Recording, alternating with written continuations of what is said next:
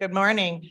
It is June 6th, 10 a.m. and I'm going to call to order for the Finance and Administration Committee meeting. I'm going to start out with public comments. Have any public comments?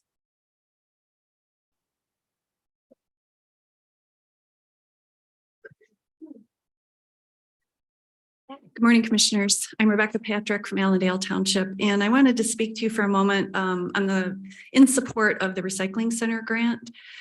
I spoke this morning with some of the staff from Eagle, and some of you know or may not know, but I was an employee of Eagle for 30 years, or what was formerly the Department of Environmental Quality. And when I retired, I was the regional director there on the west side of the Lower Peninsula. So this area was my territory. So I'm in support of it for that reason, because I know how important recycling is to the long-term health of local communities like this one, but also as a resident of Ottawa County. And there's a few facts that I want to make sure we get in front of us that staff are probably going to bring forward again, but just to make sure they do, because they're very important. The first one is, when I was speaking to the staff person, we were talking about what kind of deadlines they're looking at here for a decision. And they really are encouraging communities to act on acceptance of these grants by June 30th, which is the date coming right up here before us. The other piece of information that I learned that I found quite interesting was that the next round, there is going to be another round of grants. So perhaps we had it in our minds that if we didn't move forward this time, we could move forward again at a future time. But we're never going to have another opportunity like this one for $1 million. She told me the next round of grants, the total amount available is $3.3 million, and they already have $10 million worth of requests for those grants. So there will never be another opportunity to get $1 million to help a local community get a recycling center if this one is not acted on. And I think, just as a philosophical discussion, we can all agree that nobody wants a landfill sited anywhere near them. There's never been a person in the history of the world that says, yes, I'm going to sign up for that. Please put that landfill in my backyard. So just as a practical matter, it makes sense that we all need to do everything that we can possibly do to reduce the need for landfill space. Whether or not we have the space is irrelevant. The fact remains is that nobody wants one next to them. And I can go ahead and explain the things that you probably already know about how recycling is can be such a beneficial thing for a community. But the last point I wanted to make is that there are communities in the state of Michigan, and Emmett County is an example of that, if you're not aware of it, where they actually make a profit on recycling there. And so recycling centers have their struggles. It's not always a straight line. There's a lot of things that have to be handled properly in order for a recycling center to work, but it is possible for them to work and to work well and to actually make a profit for their local units of government. So with all of that in mind, I'd ask you to consider moving that forward today. Thank you. Thank you.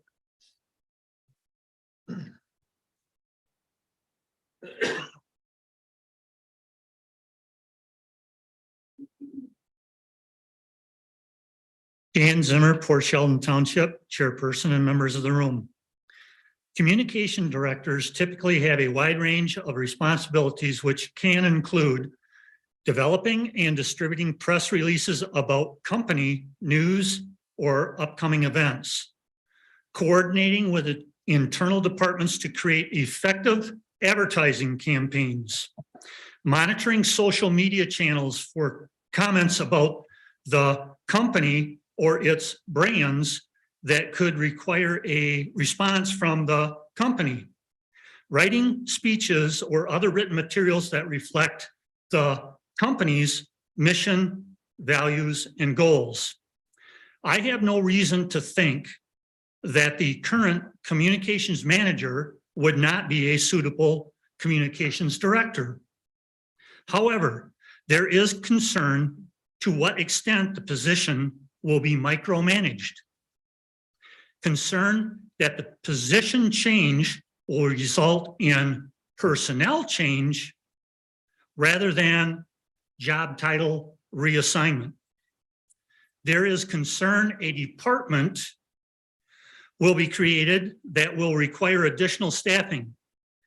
Concern with job function 3 selects newsworthy items to be released to television, radio, and newspapers.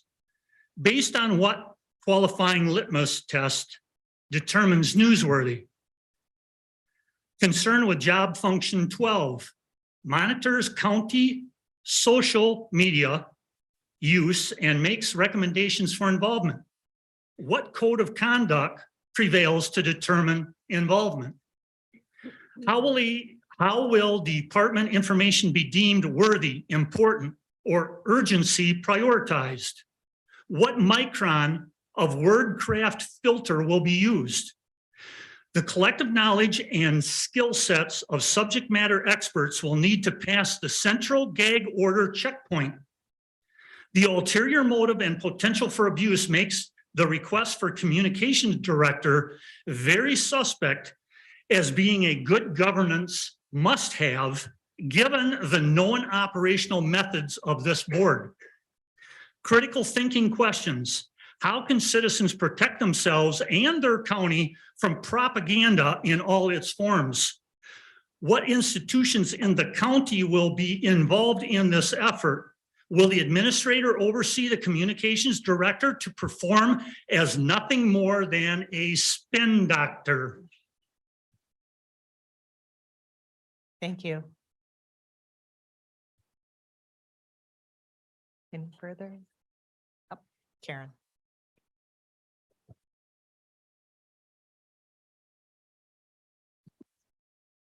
Good morning. Good morning. My name is Karen Ovitz. I live in Spring Lake, and I'd like to speak to 2 items on today's agenda. The first is action item number 6, which another commenter just spoke about.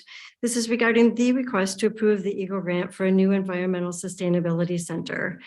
As you know, this is not the first time the committee has been asked to approve this grant. When it failed to do so the first time, I was prompted to offer a public comment voicing my disappointment over that, because as far as I could tell already at that point in time, the grant monies would have been a good investment toward achieving the kind of sustainability goals I endorse. Well, since that time, I've learned a lot more about why I do support this and urge this committee to approve that grant. And again, the other commenter, Becky Patrick, just talked about some of those. But one of the other things I've been made to understand from research I've done is that grants such as this one under consideration are intended to help fund and incentivize the planning process all Michigan's counties will need to undergo in order to be able to meet new stipulated changes as of March of this year, which includes a pivot away from previous policy preference for landfill disposal of solid waste to recycling and reuse of materials. I also reviewed the supportive letters from various community stakeholders that were included in today's packet and noted phrases like service to the community, benefit to the environment, and educational opportunities. From my point of view, these offer additional proactive reasons to approve this grant. The second item I wish to speak to is action item number 10, the request by Administrator Gibbs to approve changing the current communications manager position to that of a director. Per the action request form associated with this item included in the packet, this change would be a precursor to the establishment of a communications department. First of all, I want to preface my remarks about this agenda item by saying, I prefer to live as a citizen and member of my various communities as one who seeks always to begin from a place of trust. Trust in my fellow community members, trust in our shared institutions, and trust in our governing bodies and elected officials. However, I say I like to start there because if or when I see evidence that my trust may be misplaced, I pay attention. And I'm paying attention to this because due to the evidence available to anyone paying attention from the point in time when the current Ottawa Impact majority of this board announced their candidacies, those now seated members have made no effort to hide their animosity towards the Ottawa County Department of Public Health. I wish I were more certain that any move toward the establishment of a communications department authorized to screen and approve communications from the Public Health Department would in no way compromise that department's ability to carry out its statutorily authorized duty to promote and protect the public health of every member of this community. So I'm paying attention. Thank you. Thank you.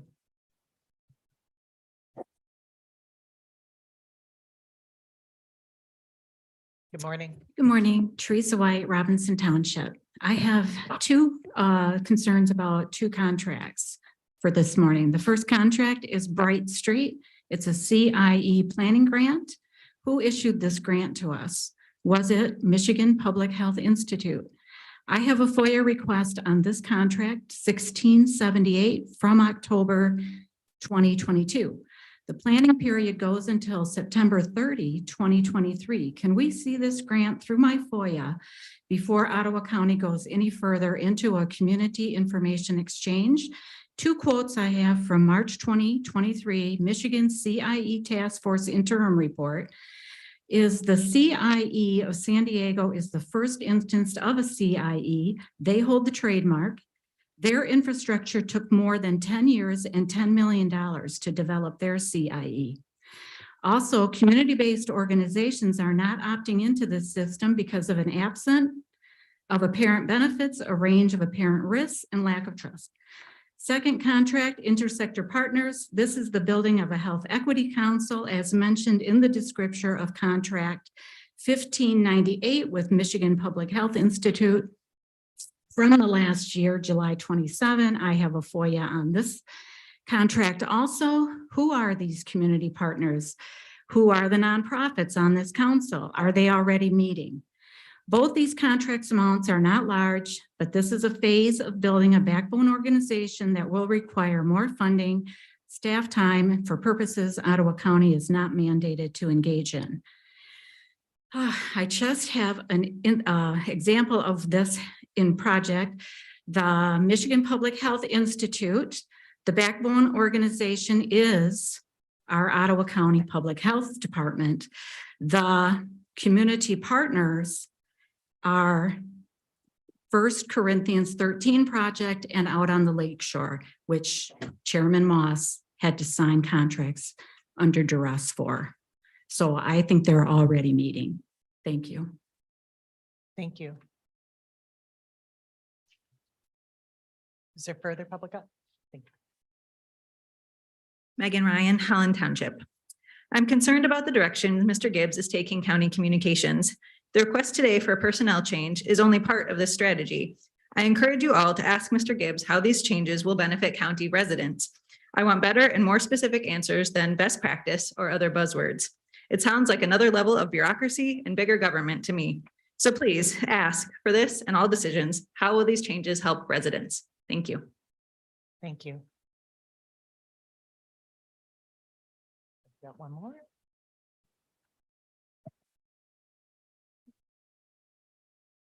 Good morning. Hi, Jessica Sipnotis, Georgetown Township. I just wanted to say quick that I went to the Lowell Pride Festival last weekend. It was my first one. And I just wanted to say it was amazing to see. I haven't been to Lowell in 15 years, but it's great to see how they are progressing. And I'm excited for the Grand Haven Pride Festival on, what is it, Saturday? And I'm thankful for all the support that you, I'm sure, will give. And that's all I have to say. Thank you. Thank you. Any other public comment? For no one's surprise. Good morning. Good morning.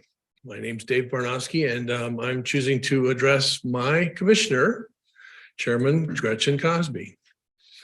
I won't go to the bother of reading the exact same item from your contract.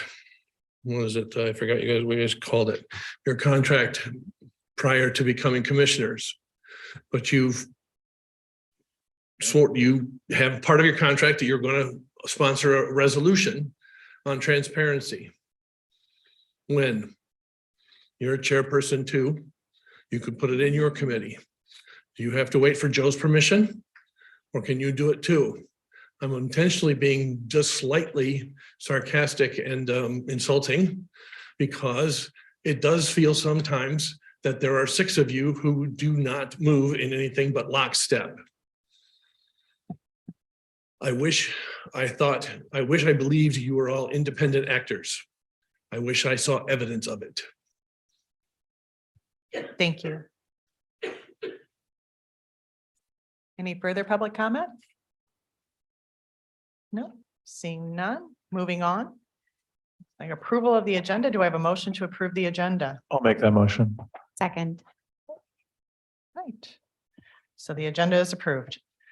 On to consent resolutions. Wait, I mean, do we have to vote? I didn't think we had to vote on that one. I apologize. All right. All those in favor? Aye. All those not? Say nay. The motion is approved. Moving on to consent resolutions. I have a motion to approve the minutes from May 2nd, 2023 of Finance and Administration Committee meeting. Do I have a motion? so moved. Second. Second, thank you. Do we need to vote? All those in favor, say aye. Aye. All those opposed, say nay. All right, the motion passes.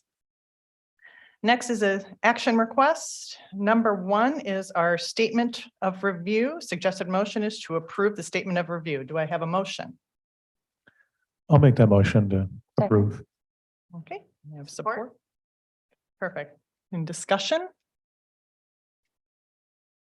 Seeing no discussion, I believe we need a roll call vote on this one since there are dollars and cents involved. Mr. Belknap, Yes. Mrs. Curran, Yes. Mr. Moss, Yes. Mr. Bonema, Yes. Mrs. Rhodey, Yes. Mr. Zylstra, Yes. Mrs. Miedema, Yes. Mrs. Ebel, Yes. Ms. Cosby, Yes. motion passes. Thank you. Welcome. Moving on to number 2, it's accounts payable for April 24th, 2023 through May 26th, 2023. Do I have a motion to approve the general claims in the amount of $16,190,480.85 as presented in the summary report for April 24th, 23 through May 26th, 2023? So moved.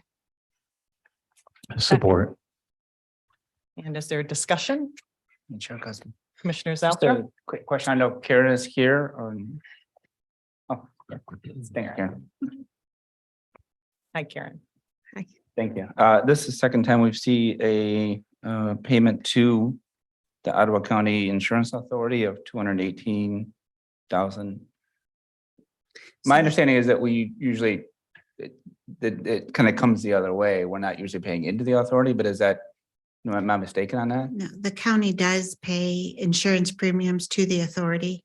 Okay, so it's a general fund payment to the authority. Correct.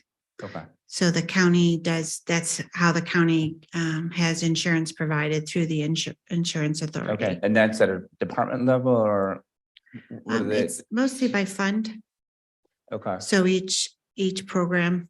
So it depends on the item. So vehicle, we provide vehicle, the insurance authority provides vehicle insurance. And that is assessed on each vehicle in the county. okay. So it's not, in a sense, it is applied to departments, right? So if you have a lot of vehicles in your department, you're probably gonna be paying Correct. a bigger chunk than say Right. strategic planning that doesn't have a ton of Right. vehicles. And Okay. general liability would be handled Okay, so differently. it's not, than, say, it's not a blanket, it's just.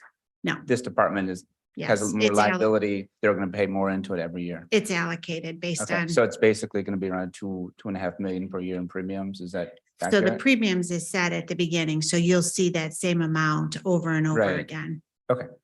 Great, thank you, appreciate Mm-hmm. that. Any further discussion? Seeing none, we'll go to a vote to approve. Mr. Moss, Yes. Mr. Zylstra, Yes. Mr. Bonema, Yes. Mrs. Miedema, Yes. Mrs. Curran, Yes. Mrs. Ebel, Yes. Mr. Belknap, Yes. Mrs. Rhodey, Yes. Ms. Cosby, Yes, motion passes. thank you. Moving on to item number 3, flooring at Fillmore Administration Building. Do we have a suggested motion to approve and forward to the Board of Commissioners a contract with River City Flooring, Inc. for flooring installation at the Fillmore Administration Building for the amount of $142,495.89. Do I have a motion? So moved. Support. Or second. Is there discussion? We have Blake here to talk.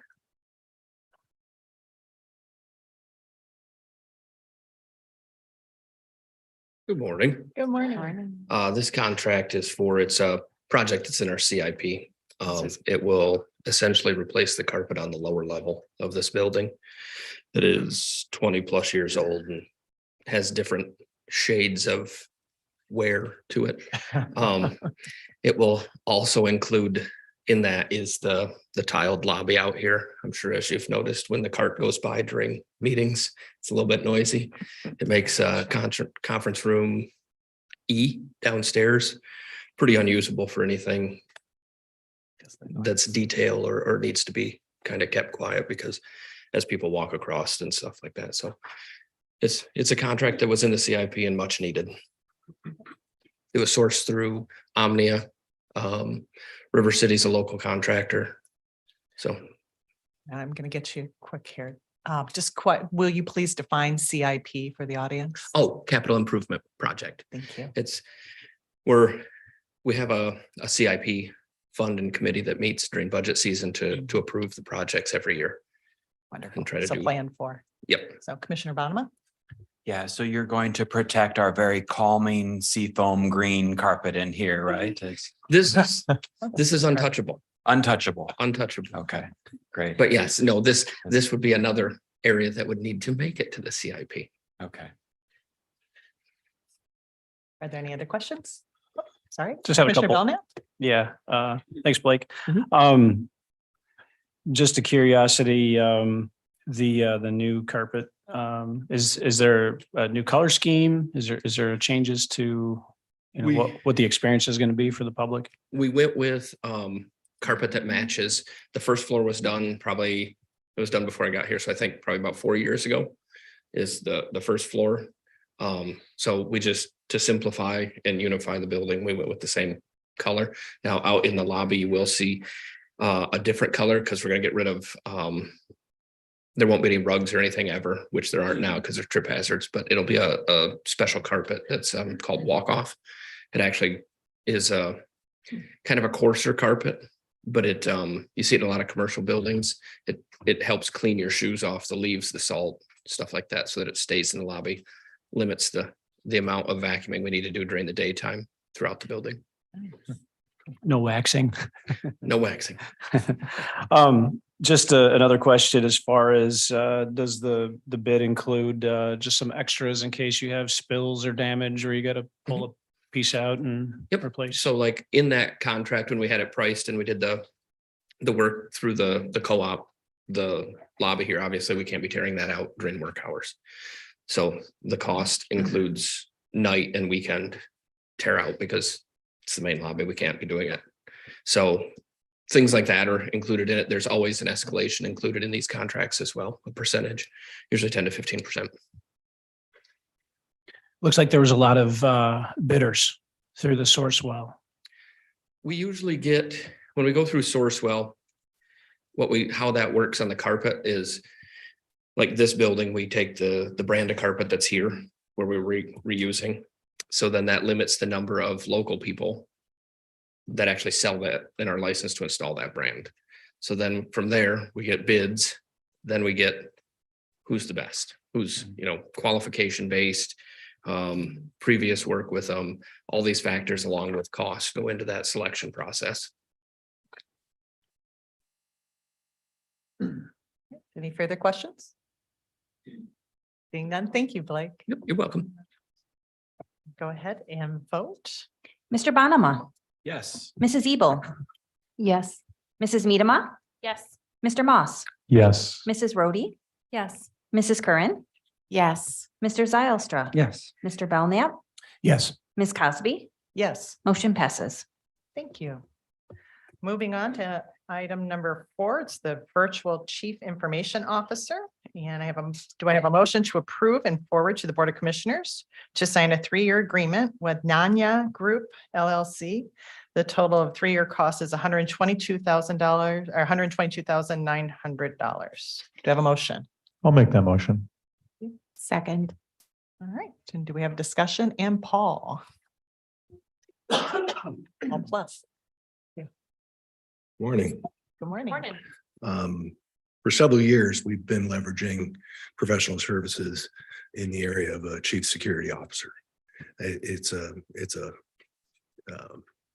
unique set of certifications that they have to have, and staffing it would be very difficult, let alone keeping them interested and busy all the time. So this is like a part-time undertaking where they give us counsel and they do evaluation of our security profile and things like this. This was recompeted with purchasing. We had 24 responses, and we determined that NIA was the best value. Any discussion? Yeah, just a quick question, Commissioner Paul. Zylstra. Does it make, thank you, I appreciate that. Does it make sense to have somebody outside doing that versus someone inside? Is there any logic between why we couldn't have dedicate a portion of someone's time to that? When we get into specialties, I think it's really an advantage to have somebody who's working in multiple places, getting multiple experiences.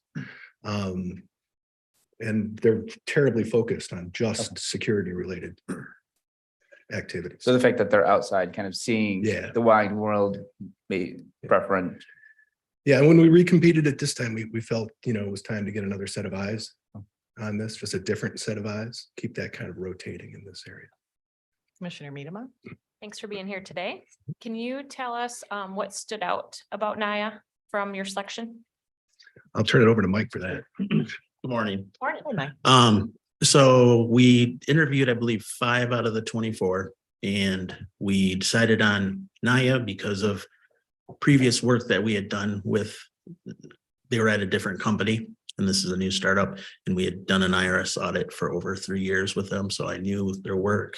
And that's, and the value was there. We had some that were at $3 million or $2 million for 3 years. So it was, You've had a partnership with them in the past. yeah, Have through, had good rapport with them. yep, Access Interactive. Good communication back and forth and Yeah. feel good response time and Yes, and we do have an out clause, so. thank you. Further questions? Commissioner Moss? Yeah, just wondering kind of what their focus will be. Risk assessments, our cybersecurity profile, basically helping us roll out the NIST cybersecurity framework. So that we're hitting the guidelines for cybersecurity posture. Compliance Commissioner Bonema? mandates. When you are working with an outside contractor like this, do they have total access, or is it on a case-by-case basis that you provide access? Case by case, and Okay. they're going to be digitally monitored. If they're doing any remote work, they will need to be background checked, fingerprinted before they can actually do any work. Okay. I have a couple questions, actually. So this is outside of our normal budget year. Correct. So why now? Why are we making this request in this moment? Because it was recon, Existing contract is ending. Your existing contract's So ending. it's- Okay. it's Basically a recompete. So who is currently doing this work? it was Trace 3. Trace 3, and you don't want to go with them again. All right. And I heard you say it's difficult. I had some questions around internal development with our current talent, and you said the certifications are hard to obtain or manage. And Or me. expensive. Pardon me? And very expensive. And very expensive. Okay. Oh, we're a growing county, so we have to decide whether or not what the volume is going to look like too. So. Great. All right. Any other questions? Thank you very much. Thank you. All right. Can we go ahead and have a vote on the virtual chief information officer? Mr. Belknap, Yes. Mrs. Curran, Yes. Mrs. Miedema, Yes. Mr. Moss, Yes. Mr. Zylstra, Yes. Mr. Bonema, Yes. Mrs. Rhodey, Yes. Mrs. Ebel, Yes. Ms. Cosby, Yes. motion passes. All right. Moving on to action item number 5, it's the FY 2024 Michigan Department of Corrections Plan and Application. We have anybody here to speak to that? Please come forward. Do you have a motion? I'm sorry, do I have a motion? I'll- Sorry. I'll do I make have a that motion. Yes, and then do I Support. have support? Yep. Thank you. Now discussion. Thank you. My name is Alma Valenzuela, and I serve as the Director of the Probation and Community Corrections Department. It's a branch of the 50th District Court, and I believe you recently heard a little bit about the services that the courts provide. What you have before you is the fiscal year 2024 funding application, and it's a recurring application to receive funding from the state to provide evidence-based programming that is targeting Group 2 straddle cell offenders, OWI third offenders, and probation violators. The goal of these programs is to reduce the overall prison commitment rate. Therefore, the funding is provided to us to provide community services or community programming such as drug testing, cognitive behavioral therapy, assessments in the jail for people awaiting sentencing. And overall, we have been known to provide good services and to help the state meet its overall prison commitment rate. And therefore, we are submitting this year's application. Thank you. Commissioner Moss? One quick question, just wondering what the kind of difference is over the last few years or last couple of years and funding requests, that kind of thing. Certainly. In the last several years, the funding has remained the same. And that's what they ask of us to request the same amount if possible, just because at the state level, the funding has remained the same. We always hope for more, but it has remained consistent. Thanks. Further questions?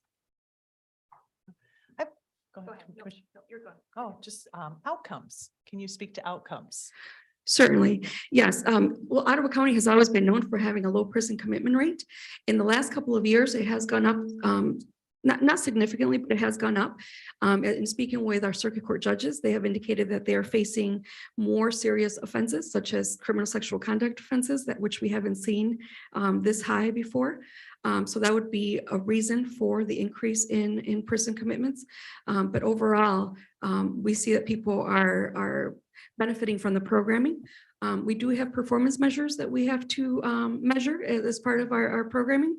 We know that individuals that are on pretrial supervision per se are making all of their court appearances, which is one of the goals of the programs, that are not recidivating while they're awaiting sentencing on the new offense. Programs such as the Moral Recognition Therapy Group, which is the cognitive-based group, our program has shown that 1 year past program completion, that the reoffense rate is extremely low compared to those that don't participate in that type of programming. Wonderful. Commissioner Miedema. Thanks for being here today. Thank you. Just want to ask, in the analysis section, can you just tell us a little bit, have the objectives been the same over the last few years? Do they change? Sure. And then taking a look at, I think you had mentioned too, that data doesn't exist to determine some exact causes, and just wondered if there's conversations relating to that as well. Certainly, yes. So conversations, we have a community corrections advisory board, and I present to them 4 times a year, and we go over our data, our prison commitment rate and whatnot. And so discussions are we do have them in those sessions. We have all the key stakeholders such as judges, law enforcement and whatnot. And so some of the reasons for the increase in the prison commitment rate have been discussed and have to do with the types of crimes that we're dealing with. These programs target low risk offenders, not necessarily our Group 1 offenders, which are the high risk offenders or serious crimes, right? So those are the ones that are generally going to prison because that's probably the best outcome for them. But for the individuals that are low risk, they are staying in the community as much as we can. Any further discussion? Seeing none. Thank you, Alma. Oh, sorry. Sorry, Roger. Just a brief question. We got a really thorough report recently from the Sheriff's Department annual report. I didn't know if there was any way if working through this program with the Community Corrections Advisory Board, what are we seeing with substance abuse? Because it seemed like that was kind of the big thing. And I just for my own curiosity, if there's any correlations to what you're seeing and legalization of certain substances recently, if that's had any Certainly measurable effect. Yes, so in the community, what we have found is there are certain drugs that are constant, right? So we have cocaine use, marijuana use, alcohol use. We have a lot of drunk driving offenders, but then once in a while, we get other drugs into the community, such as fentanyl, meth. It all depends, and it kind of goes in waves, right? But our job is to monitor for those substances. So part of our programming involves drug testing. So we monitor for those substances randomly just to make sure that, or try to find out what's coming in the community. What's helpful as far as meeting with the Community Corrections Advisory Board, and as I mentioned, we have key stakeholders that show up there, such as the sheriff, and they'll let us know too what they're finding in the community. So that kind of helps us kind of respond to the needs. Okay. Yeah. I was just curious if there was anything noticeable on your guys' end in a trend, is there, relationships between more felonies because of the drug use, or as, I did read that some of this data is hard to have causation. Yeah, Okay. yeah, it is. And we do have the recovery courts at the circuit court level, and also the sobriety court at the district court level that do work with individuals that are struggling with substance use disorders, such as alcohol. Opiates was a big thing for a while, and it still is a problem. But there was a big emphasis on that. But so, yeah, we respond to what we see, and we shift our programming based on what the need is. Mhm. Thank you. Moving slower now. Oh, any further discussion? Seeing none. Thank you very Thank much. you. Appreciate it. We go ahead, Rachel, and vote. Mr. Zylstra, Yes. Mr. Belknap, Yes. Mr. Moss, Yes. Mrs. Curran, Yes. Mrs. Ebel, Yes. Mrs. Rhodey, Yes. Mrs. Medema, Yes. Mr. Bonema, Yes. Ms. Cosby, Yes, motion passes. thank you. Moving on to action item number 6, grant from the Michigan Department of Environment, Great Lakes and Energy, otherwise known as EAGLE. And do I have a motion to approve and forward to the Board of Commissioners a $1 million grant from Michigan Department of Environment and Great Lakes and Energy? So moved. Support. Support. And do we have discussion? Okay, Commissioner Meadam. Oh, sorry. Thank you, Kim. Sorry.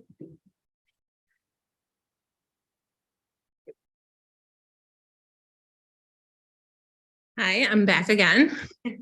I tried to gather the information that you had requested prior and kind of give an update on, I printed some slides for you regarding some overview of what the program does, what the ask is, and overall, just simply that, like was stated previously, we have a deadline now. So June 30th is when the state is requesting us to have the contract signed too, as well as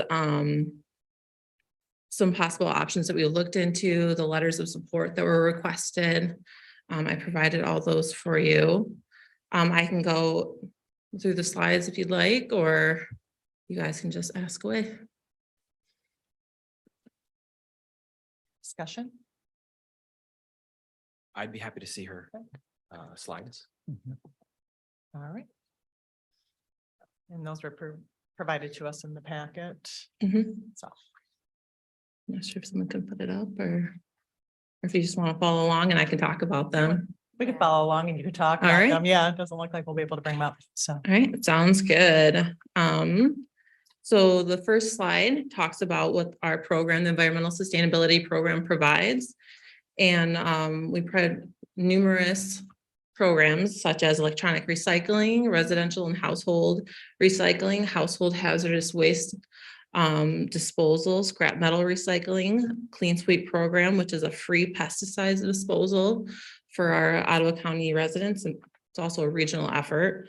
We also provide used oil and antifreeze recycling, food waste collection, composting, scrap tire recycling, sharps and medication take back programs, as well as educational and resources for our residents. We help try to make those connections for the programs that we don't have, as well as provide additional understanding on essentially sustainability educational efforts that are going on in Ottawa County. All right, and then the next slide that I present to you guys is a little bit more on what I say is the heart of our program, which is the household hazardous waste program. the best way to think of household hazardous waste is the local level of a preventative measure. We have things out there that are super funds, like our Southwest landfill that, can contain materials that you dispose into our landfills. So we take in our things that, such as I provided on the images, things that we actually take at our site. And one of them does contain cyanide. We've had radiation items come in. You got a lot of home chemists or people that are finding like mercury that they think was fun to play with back in, the 60s, 70s. And now are like, oh, what do I do with this now that I know that it's dangerous? So we're here for them to help them take those in so they don't end up in landfills and who knows where, because we've had people call and say, hey, I found oil on the side of the road. What do we do with it? Well, you can take it to our center. And I know that it was recently discussed some like PFAS chemicals and oil tankers. So I try to find a relatable thing. So we take in roughly the same amount every year of household hazardous waste as one of those tankers. And half of that, not included in that same amount, we also take in about half of a tanker's worth of oil and antifreeze. So I'm just trying to say that, this is some of the preventative things, like putting in perspective, I didn't even realize we take in that much. This is kind of insane how much our community is really trying to figure out how to dispose of those properly. And then I wanted to talk kind of more on the grant. Some concerns were, once we signed the grant, I just want to make sure it was clearly understood that no funds have to be spent at that time. It's just to get the money on hold for us if we want to use it or how we want to use it. I've talked with Eagle, and so one of the things with the grant that I found out is that we can do a couple options. So if you go to the Eagle grant option slide, we really broke it down to 4 options. We can go forward and make a new sustainable center in the area where we see that there's some population needs, as well as we could do a partial spend. So we can look at it and say, in the future, what can we do? What are the options of building a new center? So it'd be like a partial spend, as well as maybe we can upgrade one of our existing centers. So if we see a center that has a great outreach that maybe we just didn't see, we haven't done the, the data and the research yet, we can use this grant to do that and maybe do that. As well as maybe we pass it through to another municipality that we may be the grant holder, but the municipality takes on all the task of trying to do something. And then, so overall, the next step is that, like I said, June 30th is when the Eagle is requesting us to have that signed, as well as it does not obligate us to spend any funds at this time, just that it allows the state to say, yes, these funds are available for Ottawa in the future. And best option. Yeah, and it allows us to look into our best options, further get detailed plans possibly. We started working with someone to try to get some of the ideas going, but just with the funding options without the grant, we just can't dive in deeply into what the site could look like. I went real quick because I wanted to allow for questions. Commissioner Miedema. Thanks for Yeah. being here again. I love the idea of recycling. I do still have some concerns. One of the ones is so in the slideshow, it makes it look like we have 4 options to kind of pick from. It's at a later date. Yeah. If we were to get the grant money, but how I'm reading the packet that we were provided is on page 172. Under the grant application project scope, it states that the scope of the project is outlined in the grantee's approved fiscal year 2022 Recycling and Organics Infrastructure Grant Program Proposal, which is included in this agreement in Appendix B, as well as any subsequent modifications to the original grant proposal as approved by the state. And then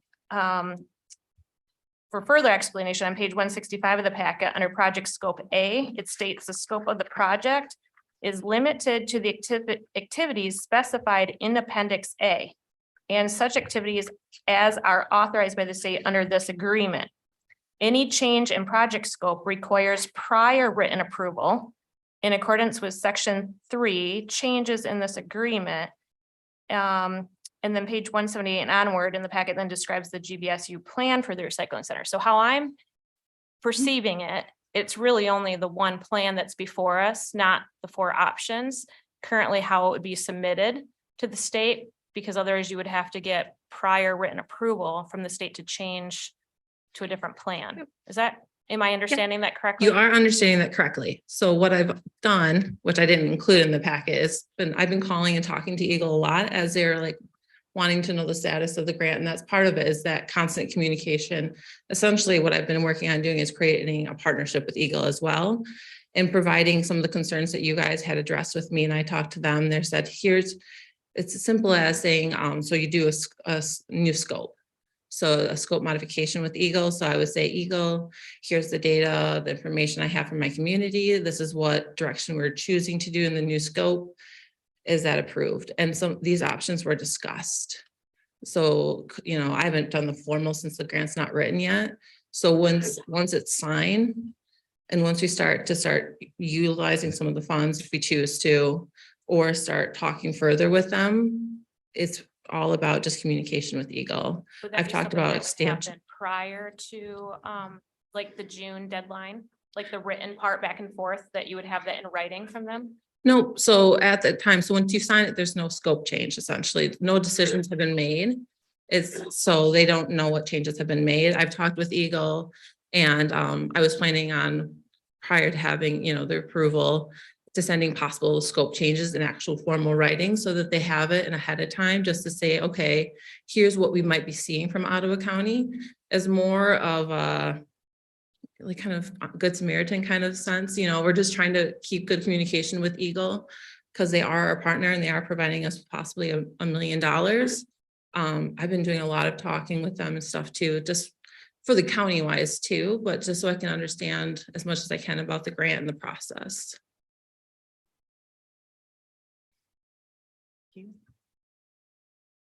Commissioner Belknap? Just a couple of questions.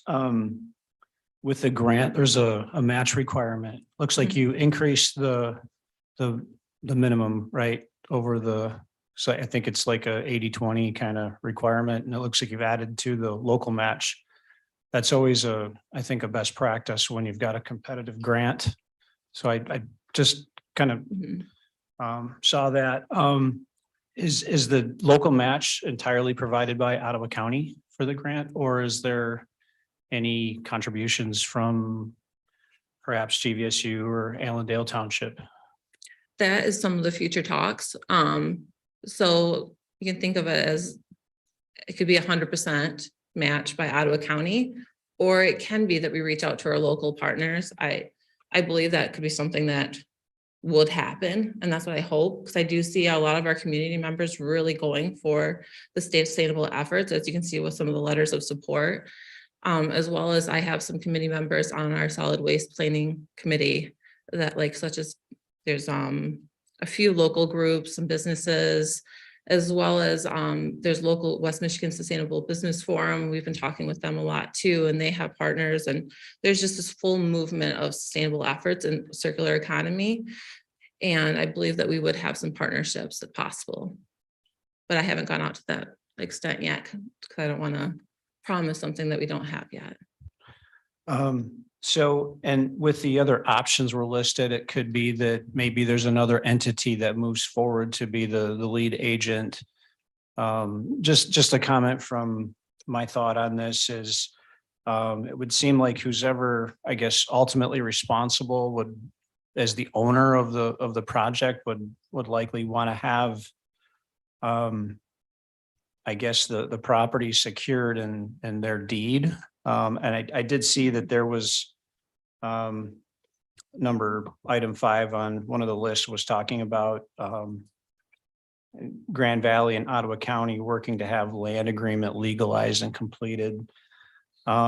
Just a question if it's possible that even the institution Grand Valley could be the lead, if it's on their property, would they be interested in doing that? Or is this type of program just geared specifically towards kind of health departments? So some of what we have to consider when looking at this is what's our whole intent. So when we do some of the partnership, we might lose some of the efforts that we have. So such as household hazardous waste. When you do household hazardous waste, you get certain exemptions to be able to take those materials. So anything household hazardous waste related probably wouldn't be something that another partner or municipality might be able to do because of the complexity behind it and the training. So all our staff is HAZWOP trained, so they can respond. So if we do spill something or something, occurs, that we understand that it's more dangerous than others. So you lose that element.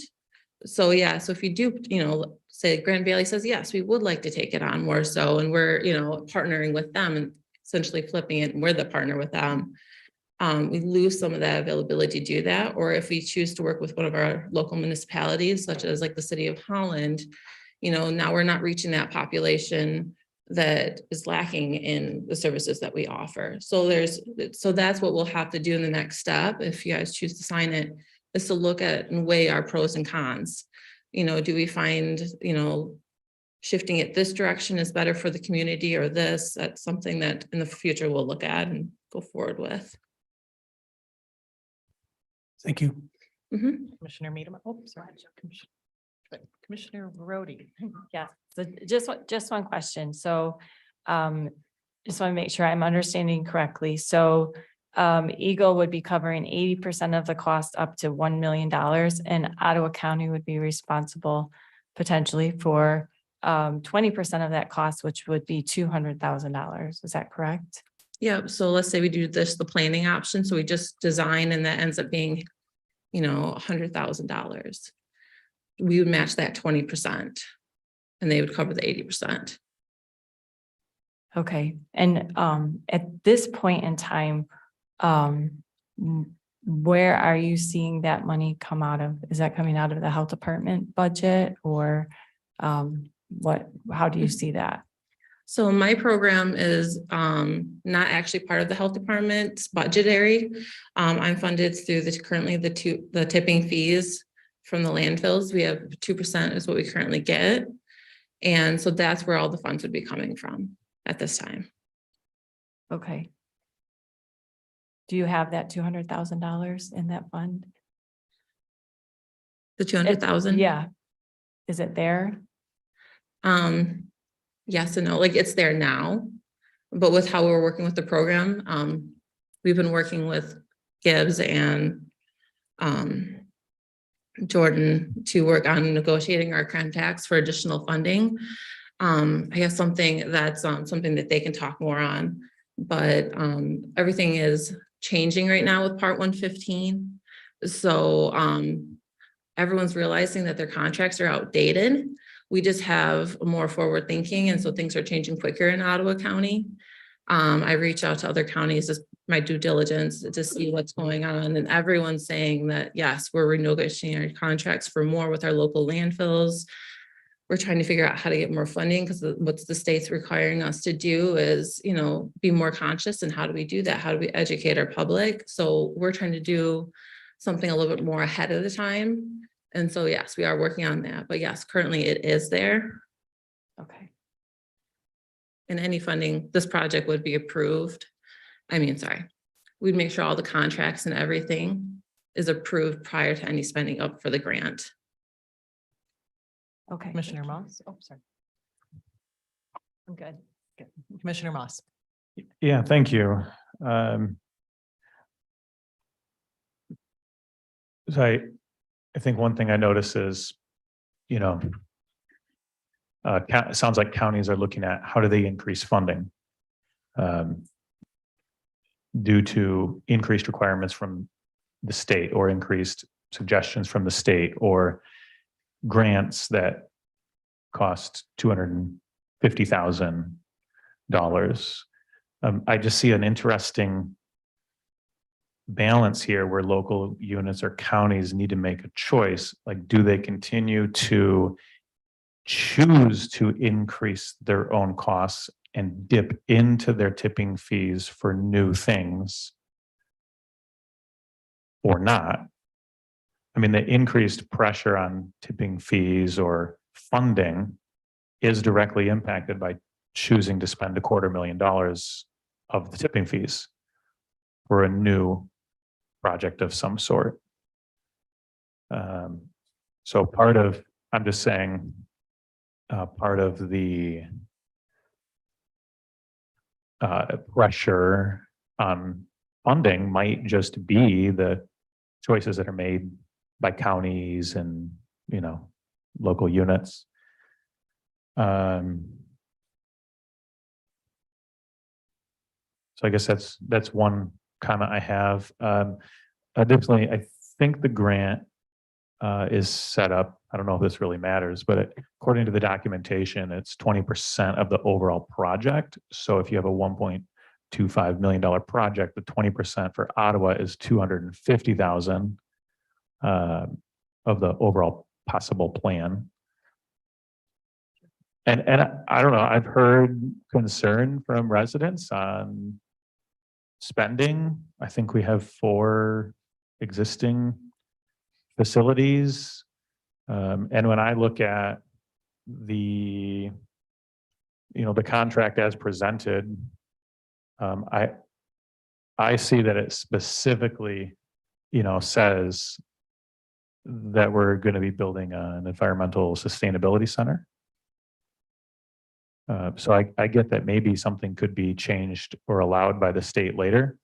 I'm not sure I want to go into the grant with a plan that locks us into a sustainability center on Grand Valley's campus with only the hope that the state might approve something different later. I mean, the state has, I think, has obviously indicated where the direction they want things to go. So if we're wholly dependent on the state to allow a change, I'd rather not go into it with that. I have talked to the state and they have pretty much said that they would be very much approving of a different location. I've talked to some municipalities too, and those options of, if that's the direction that we choose to go as a community, where we do partner maybe, with a municipality to take on the project. I know of one municipality that would pretty much said, yes, we would love to take on a new center. We think it's a great thing for our community, as well as how the grant works with the funding part. So every quarter you have to do a submittal. So if at that quarter we've spent $10, 80% of that would be reimbursed. So that's kind of how it kind of structurally goes.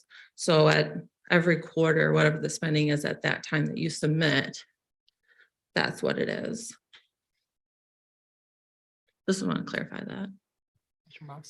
Could we hear a little on part 115 and how the updates are going? And I remember when this came up before, I think we postponed it or put it on hold so we could kind of get more information about tipping fees and how they might change. Sure, absolutely. I was going to ask about tipping fees and whether or not it would cover your annual cost for the project. So yeah, so a couple of things is, so I wanted to make sure you guys saw too that both Waste Management and Republic both support the grant and the centers. We're really close partnerships with them. They both also sit on our solid waste planning committee. So they have input on everything that we do at this time. And so when you look at now what's current and what's going to be happening with part 115, the committee is going to be switching from a 14-member committee to 11-member committee. More diversifying the industry aspect of what's on it. Currently it's vague in the fact that it says 4 members of industry. And it'll now say, okay, 1 landfill owner, 1 hauler. So it clarifies the hauling aspect of it. It has a composting facility. So those are kind of changed. It still has city representative, it still has a board representative. So a lot of those are the same. There is some funding that's going to be attached to it so that the plan is actually continuously looked at and managed. Some of the other things that are affecting with part 115 is that we'll be reducing and making it a lot more harder for any future landfills to occur. We're fortunate in Ottawa County that we have 2 landfills that are supporting the program for what we do, as well as providing services for Ottawa County. They also provide services for other municipalities as well. So part 115 and the state are really trying to push on trying to grow this local support. So not, oh, this is Ottawa County, this is Kent County, Allegan, Muskegon, but that we are all looking at the infrastructure of our materials together as a whole, because what one does affect the other. For example, Kent County's is one of the MRFs in the area. A MRF is like recycling facility. So where all of our recycling goes. And then our other one actually is located in Allegan County. Again, Ottawa is very fortunate that we have two of these really close by, reducing the cost for us for recycling because it's not as far to truck. So those are some of the changes they're looking at. There is no import-export laws anymore, so they'll get rid of all of those. So currently we have only 25 counties that can bring their trash to Ottawa County. So they are still allowing for expansions for our landfills, but again, making it very hard. So I can say for the tipping fee part of it, I know that Kent County charges through their solid waste plan and an ordinance $1.68 to cover their two Superfund accounts, as well as their they have landfill, recycling, MRF, and a couple other things. So they fund all that through that $1.68 of their tipping fees. And even our landfills are collecting that for them. So everyone in Kent County pays that. So every county can structure their tipping fees essentially separate. Like it's not really a tipping fee. That's what the landfills do. They're surcharge. I'm really sorry. I can go into weeds in this because this is the big thing we're talking about a lot right now. But essentially, because it's competitive, so we don't want to be the cheapest either in Ottawa County. So we don't want to, say, hey, come to Ottawa County because we have the cheapest place to dump your trash. So, the fact that we might be increasing our tipping fees to make sure that we can cover these efforts. Everyone's doing it too. And we don't want to essentially, that's why part of some of the talks that we're talking about are landfill caps and these options and really talking to our partners. I mean, the landfills are our partners as well as our haulers and all them, so that they're invested in this. And that's what I think is really kind of great about Part 115 is it makes industry and the cities and the municipalities and the counties all working together to see what we can do as a community. I can really go in the weeds for Part 115, but I can tell you that they're also still trying to figure out a lot of it as well. And then I'm working to try to be on top of that. I'm part of some subcommittees and, showing where some holes could be and some improvements and all that kind of stuff. Kim, just real quick, you mentioned that. Sorry about that. You mentioned that Kent County is at 168. We don't necessarily do a per penny or, what would our equivalent be right now?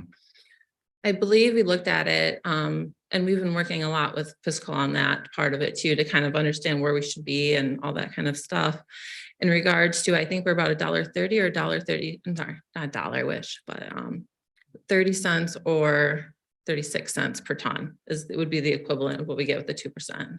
So if we look at the market, I mean, assuming kind of Kent's the market's at $1.68 and we're below 40 cents right now.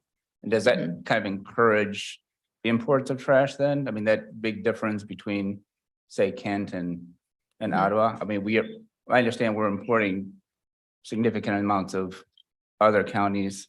Is that differential a factor in that? It is. It's very competitive. And Ottawa County is slightly cheaper than everywhere else, and from my understanding. With it being a private industry too, we can't see what they charge every single person. I know too, Kent County is moving to infrastructure that might even cost more. So it would be, it's more beneficial in the sense that they will be recovering actual trash into making it into more materials. So overall, it's a greater sustainability practice, but with a cost. So then that would also make our two landfills more desirable as well. So at the end of the day, we could just see more and more trash coming from outside counties if we don't address the tipping fee issue, right? I mean, we have a limited space in both our facilities. My understanding is the state's not going to allow a third facility. They have pretty much said that there's going to be no new landfills. Right. But if you look at the law, I think it just makes it very, very hard. Right. So we're using our limited space for outside counties who are kind of taking advantage, quote unquote, of our way below market tipping fees. Okay.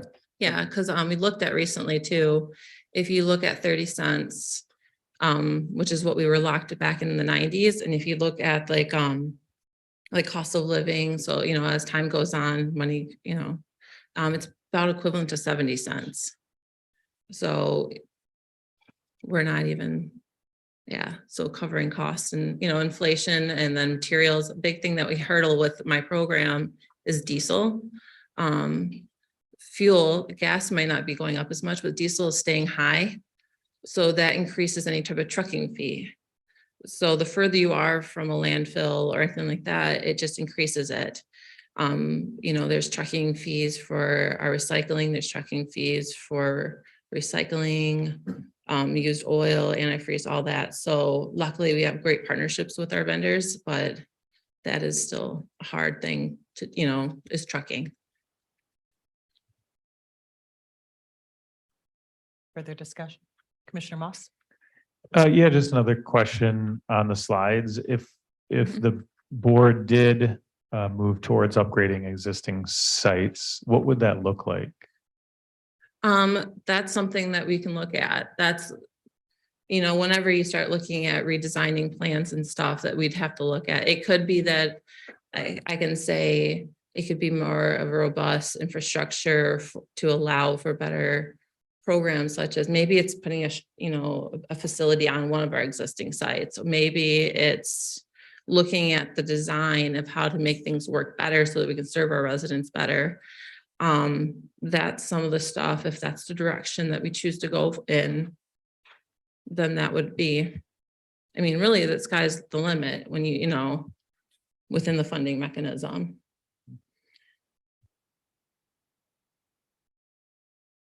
Further discussion? Commissioner Moss?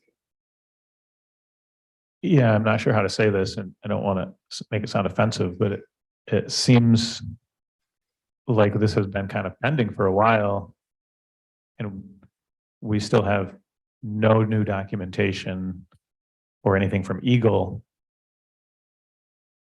So I guess I'm kind of wondering like what the priority is of this project in general. I'm sorry, I guess I didn't know when I requested if you guys wanted any more materials, wasn't asked to get more documentations and writing from Eagle. So I didn't provide that, I'm sorry, but I have been working with them. Okay, thanks. Any further discussion? Commissioner Bonema? No, I just want to thank you for the hard work. I said this last time you were in front of us, but you've been working on providing this grant to us to be able to bring into Ottawa County just to see what our options are for a long time. And I appreciate that it's structured in a way that should we approve it today, that then there would be additional votes on how to spend that money, if and when we should spend that money. So I think those are important options that you've allowed us to have going forward. So just want to thank you for the time and effort that you and your team have put into this. Thank you. Commissioner Miedema? So what, last one for me. Yeah. Let's say that we vote and we get the grant, right? Mhm. And we proceed, and for some reason, we are only left with the one option. And the board says, no, we don't want that option. Then what happens? Then no funds would be spent, and then Eagle would reabsorb the funds. I would provide them with an update. Essentially, the only loss would be my time and energy and providing them the documentation stating this is what has been decided. This is the motion that we've done. This is the timeline that we have. Essentially, that's what it would be. I've had Eagle grants before where we just haven't spent all the funds because whether, you know, like something's occurred where, you know, we thought we've done one part of it, but really it didn't get through. So it's a partial spend. They just reabsorb it and then they try to use it where else they can.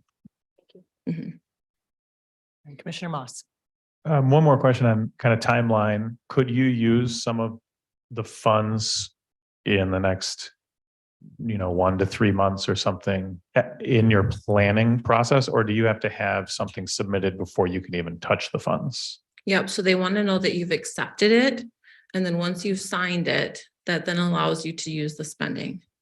Okay, so like Commissioner Miedema was saying, if something happened and in the end, the whole thing didn't move forward, you could still use $5 grand, 10 grand, 50 grand, 100 grand. Correct. As long as the county's matching. Correct. Could that cover some of your time and efforts and any other study that has to be done? So how the grant is designed, so it'd be the infrastructure. So like when you say the study, so yeah, so project development, coordinating Okay. that stuff, because it's going towards the infrastructure overall. That would be accounted. Okay, thank you. Mhm. Commissioner Ebel?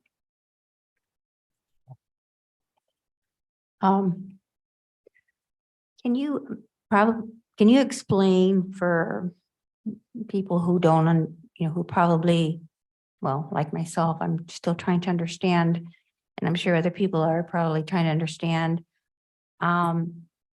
What is the process or rules or that govern, and I don't even know that's the right term, but how counties will,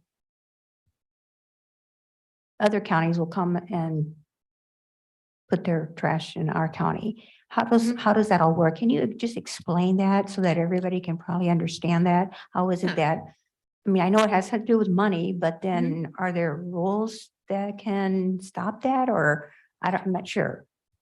So one of the things going forward, we'll have to look at, so currently how it's done is, it all goes down to, depending on some areas, like I know City of Holland, I believe Spring Lake has currently done it too, where they contract with a hauler. And the hauler is the person that decides where the trash or recycling is going.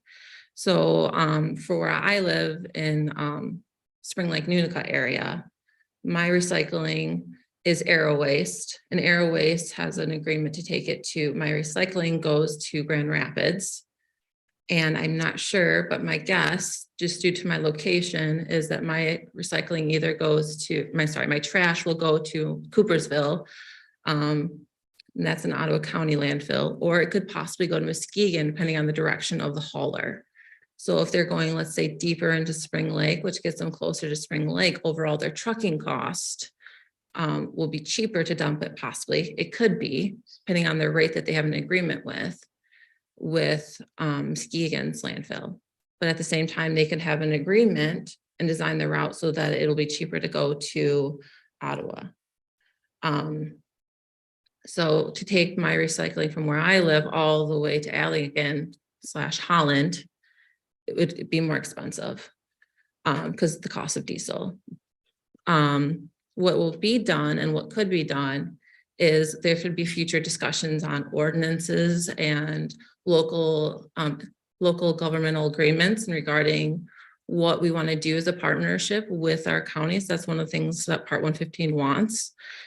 They want the idea of the materials management plan, which is the new name for the solid waste materials management plan. They want those to be possibly connected. So there might be one for West Michigan, depending on your agreements. I'm not sure if that would work for us, since Ottawa is very robust in this community, Kent County, Muskegon, and Allegan's a little bit more rural, so they have a different kind of setup there. But then again, they have a MRF, so a recycling facility. So it's the infrastructures are all different. So whereas like composting, there's talk about that being better for drop-off centers because you don't want to have more trucks on the road. So there's a lot of talk and trying to figure out what's best for each community, because every community is different. And even within a community, what area. So I hope that answered your question. Yeah, I think I heard that Kent County is bringing some of their trash to our landfill. How does that work? Sounds like it would be more expensive, but because of fuel, but can you explain a little bit on that? So there's the, checks, the weight on it. So even though, so their ordinance for the $1.68 is charged for every Kent County resident, essentially is how it's thought. So everyone in Kent County is paying that $1.68, whether it's within their landfills being dropped off there, or this being collected in partnership with our landfills. So because there is currently an import-export, they know where all their trash is going.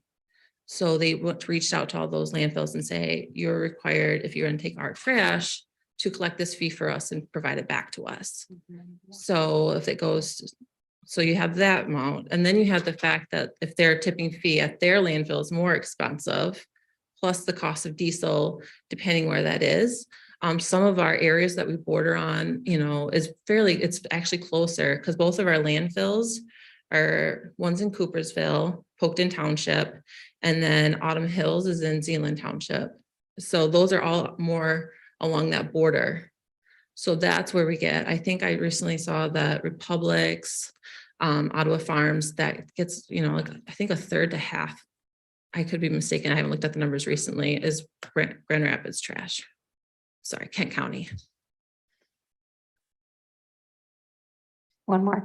So I think I'm trying to understand what you just said. So when Kent County places their trash in our landfills in Ottawa County, so do they pay Ottawa County for that? Or I'm not sure I understood.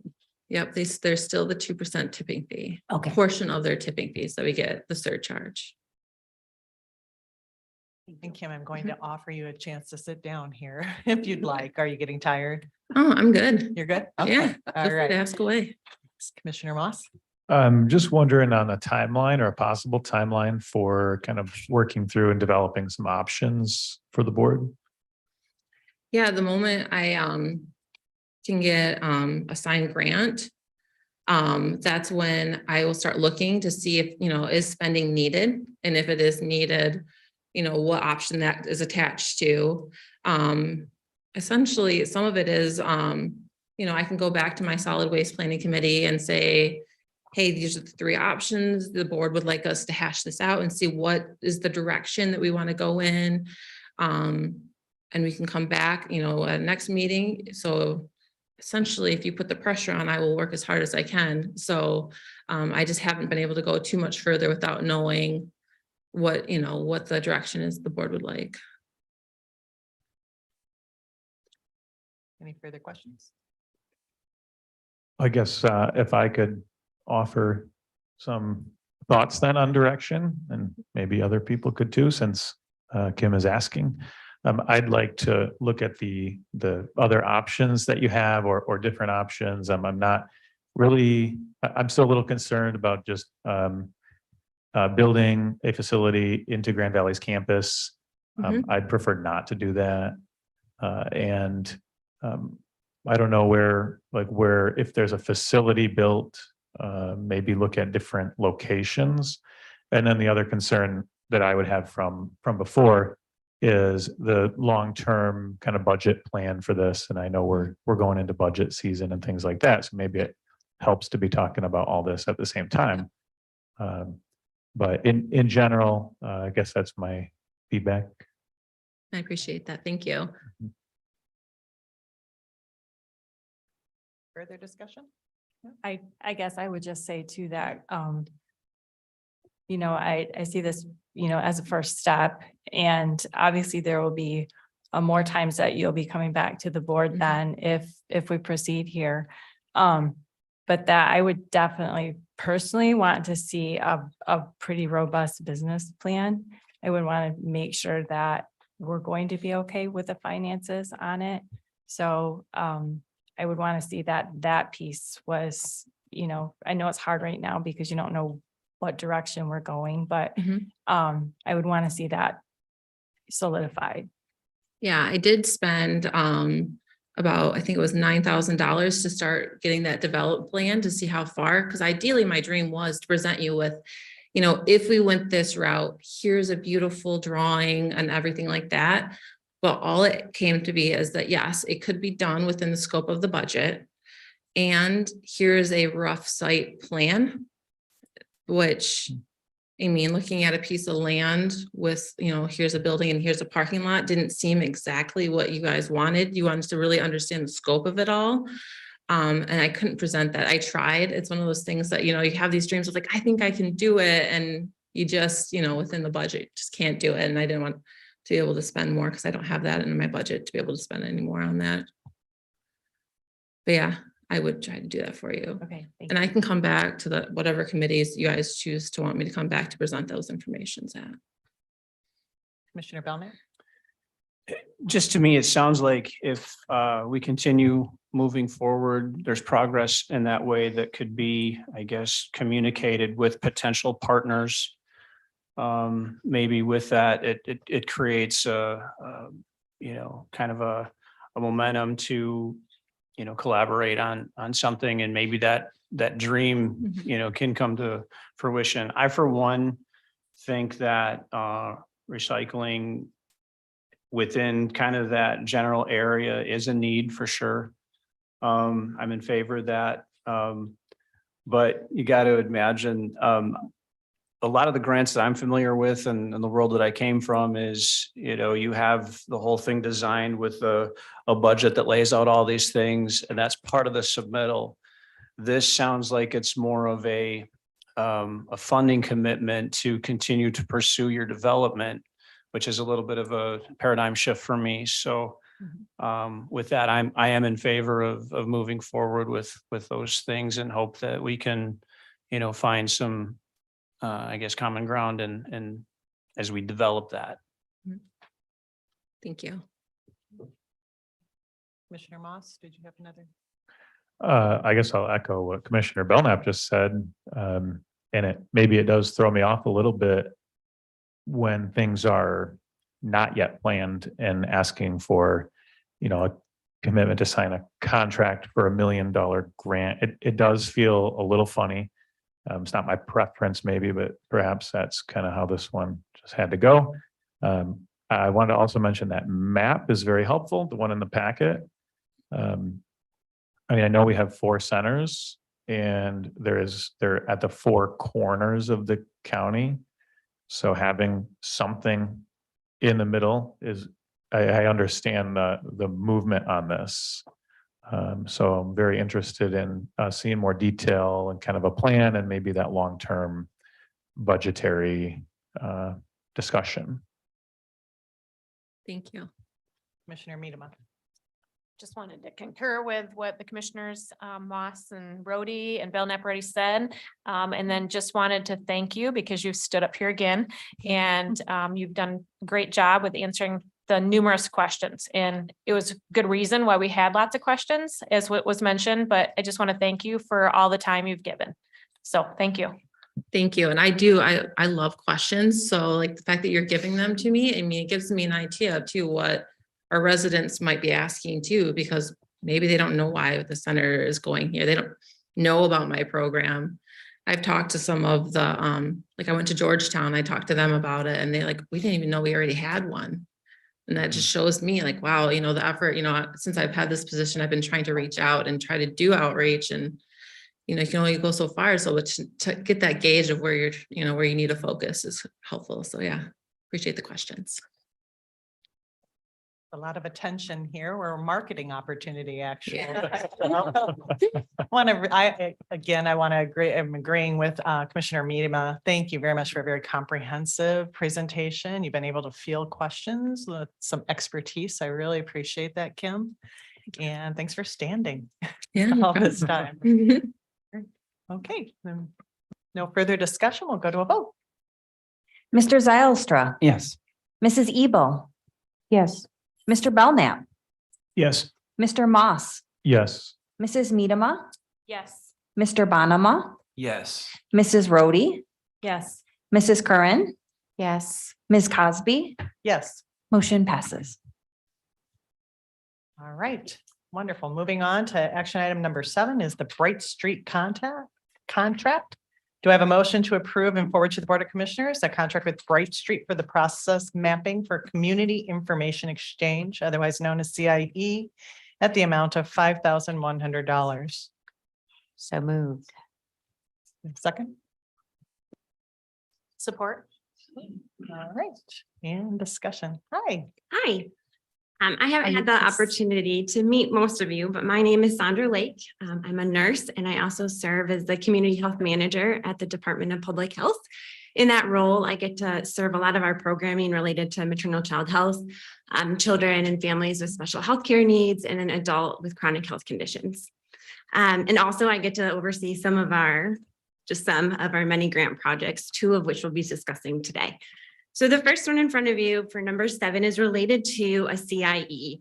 And so in October, or actually last fall, we received a small planning grant from MDHHS Policy and Planning Division to essentially better understand the CIE needs in our community. So I will be the first to confess, I'm not an expert in CIE.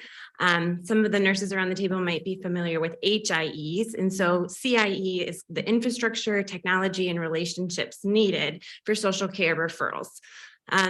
The best way that I've learned to better understand it is to better understand the problem at hand. And so an example is maybe John Smith goes to a food pantry maybe he was told to go there from his medical provider or a school, or maybe even his church. And he goes on Wednesday only to find out that it's open on Tuesdays and Thursdays. Or let's say he went to a a clothing pantry to find out that it only serves foster care families.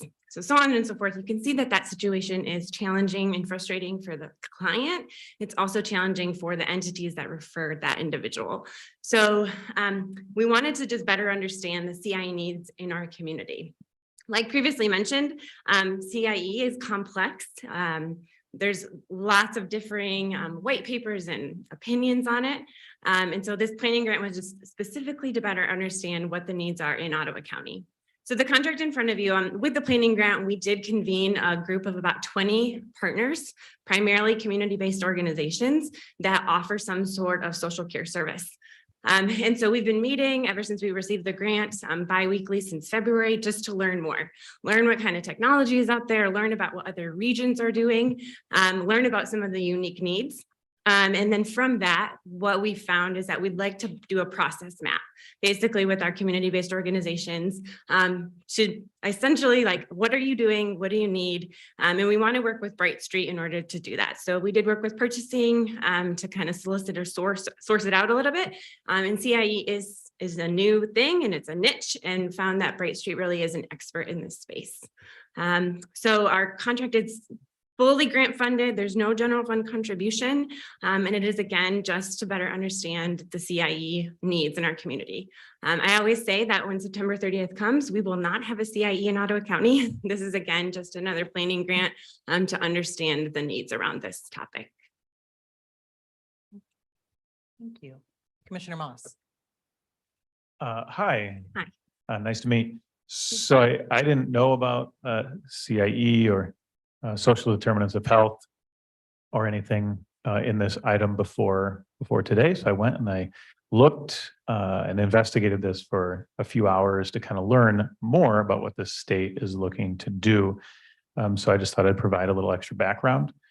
I hear maybe part of the reason for a CIE is for scheduling, like food pantry pickups, things like that, making sure people know where to go at the proper times. That's what it sounds like.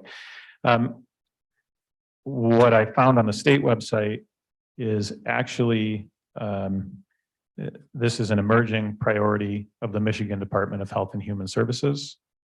It is bidirectional exchange of social and clinical data. I don't know if scheduling is even related. And the goal is to achieve health equity. It's really designed to be a statewide framework and data governance standards. There's a lot of legal requirements for sharing clinical data, HIPAA, FERPA, other laws to make sure that patient consumer privacy is maintained. And CIE is designed to facilitate the aggregation of data from community sources like hospitals, maybe daycare centers, nonprofits, things like that, so that a community, right, can aggregate all that data and then share it with other communities. And I think the state's goal is that then all of that data from all of the various communities gets pulled up to the state. So that doesn't sound like a priority I'm real interested in. They're looking, what the state is doing right now in coordination with health departments and counties is building a statewide blueprint for CIE. So that's some of the things I learned. I looked at some of their evaluation categories for how to do this, what they're doing, and noticed one of their main evaluation criteria is diversity, equity, and inclusion, and how they proceed and look at these health equity plans. Last thing I have is the social determinants of health. Mentioned in this one, those are at least according to the CDC, are the forces and systems, including economic policies, development agendas, social norms, social policies, racism, climate change, and political systems. So on this one, I'm a hard no. Can I respond to those concerns? And so I think initially when the state, you're right, is working, they have a task force and they're coming out with a report. I think initially maybe they envisioned some sort of like state CIE model, but they've kind of come to the conclusion that a state CIE is not going to be feasible because CIE thrives in the community. And so I would rather, if they're going to move forward with this plan at the state level, for Ottawa County to be able to share the really important, unique factors and needs in our community. And I would like those to be considered as they create this report. In relation to social determinants of health, that maybe you're familiar, is a framework with Healthy People 2030. It's been part of Healthy People 2020.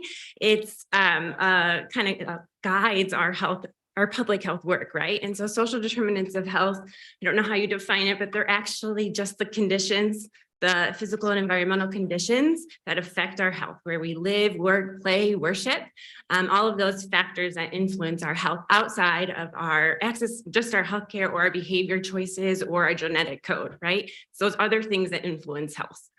And then lastly, related to health equity, I don't think you'll find anything related in public health kind of that isn't related somehow or connected to health equity. And so I would actually love to hear what you think health equity is, because I'm wondering if there's maybe a little bit of disagreement or confusion about what health equity is. Respond to that. So yeah, as a frontline worker in 2008, it was WHO actually that had a commission on social determinants of health and came up with Healthy People 2020 and Healthy People 2030 as well. As a frontline worker in the emergency room, when I was sending patients home with treatment plans that I wasn't really sure they were able to implement, it sounded good, but did they have the resources available? I thought it was wonderful, honestly. But I haven't seen a lot of necessary outcomes. We're not reporting on the outcomes of these initiatives. One of the other concerns as I started to do a little more digging, because in 2008, it was the World Health Organization that actually published this report. Now, World Health Organization, as we're starting to find out, is privately funded, and also Big Pharma is a big piece of that as well. I heard an expert yesterday, Dr. Bell, speak about any large democracy with multiple resources really doesn't need to lean on what the World Health Organization is determining. But as we're looking at more data collection and we're reporting less about the outcomes, I do have concerns, about people's private information being available. It sounds like it's like a proactive initiative, but how are they doing that? Are they doing that through access to electronic health records, access to information that's captured at our not-for-profits? Yeah, it's a very valid concern and something that keeps getting brought up again and again at the local level and at the state level. Social care data is not protected in the same way that HIPAA is or FERPA. And actually, a lot of people will argue that it should be to a higher level. Like people are willing to post maybe on social media that they're getting a transplant. They're not usually willing to post that they need help to access food. And so we are really cognizant of the fact that we want to protect that data to a higher standard. And the state realizes that. They've heard that really loud and clear. And so the way that we are looking to address it would be some sort of interoperability agreement, business agreement with people who are going to share. We really like the idea of having universal consents, but then also having the user be the leader in this space, right? So they'll be able to opt into getting referrals or being contacted by this referral source versus just the medical provider referring to the source, having agency and empowerment with that individual and that client. That's something that's really important to our local CIE and something, again, that we want to remind the state of the importance of that. Yeah, the equity word is a big hurdle because who determines? It feels very, very subjective. I like health equally, having opportunity at health equally. Yeah. But equitably, who makes the determination? What is equitable? Yeah, and I would argue that the community, so health equity, I understand that it kind of is a buzzword. And so I just want to kind of lay the playing field and just say that really we view health equity as everyone will be treated with dignity and respect, right? And that everyone has the opportunity to be as healthy as possible.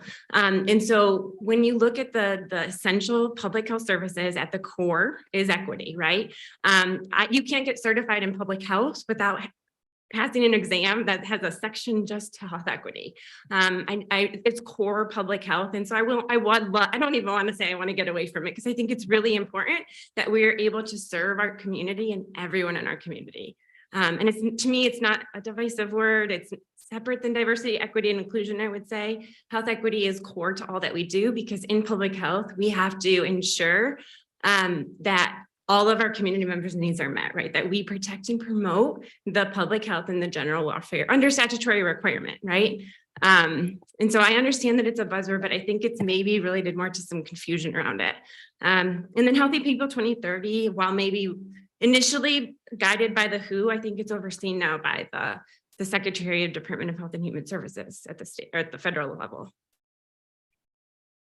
So no, equity actually came up in 2008. Started to see reference to it. Closing the gap in generation, health equity through action on social determinants of health was the report that initiated all of this.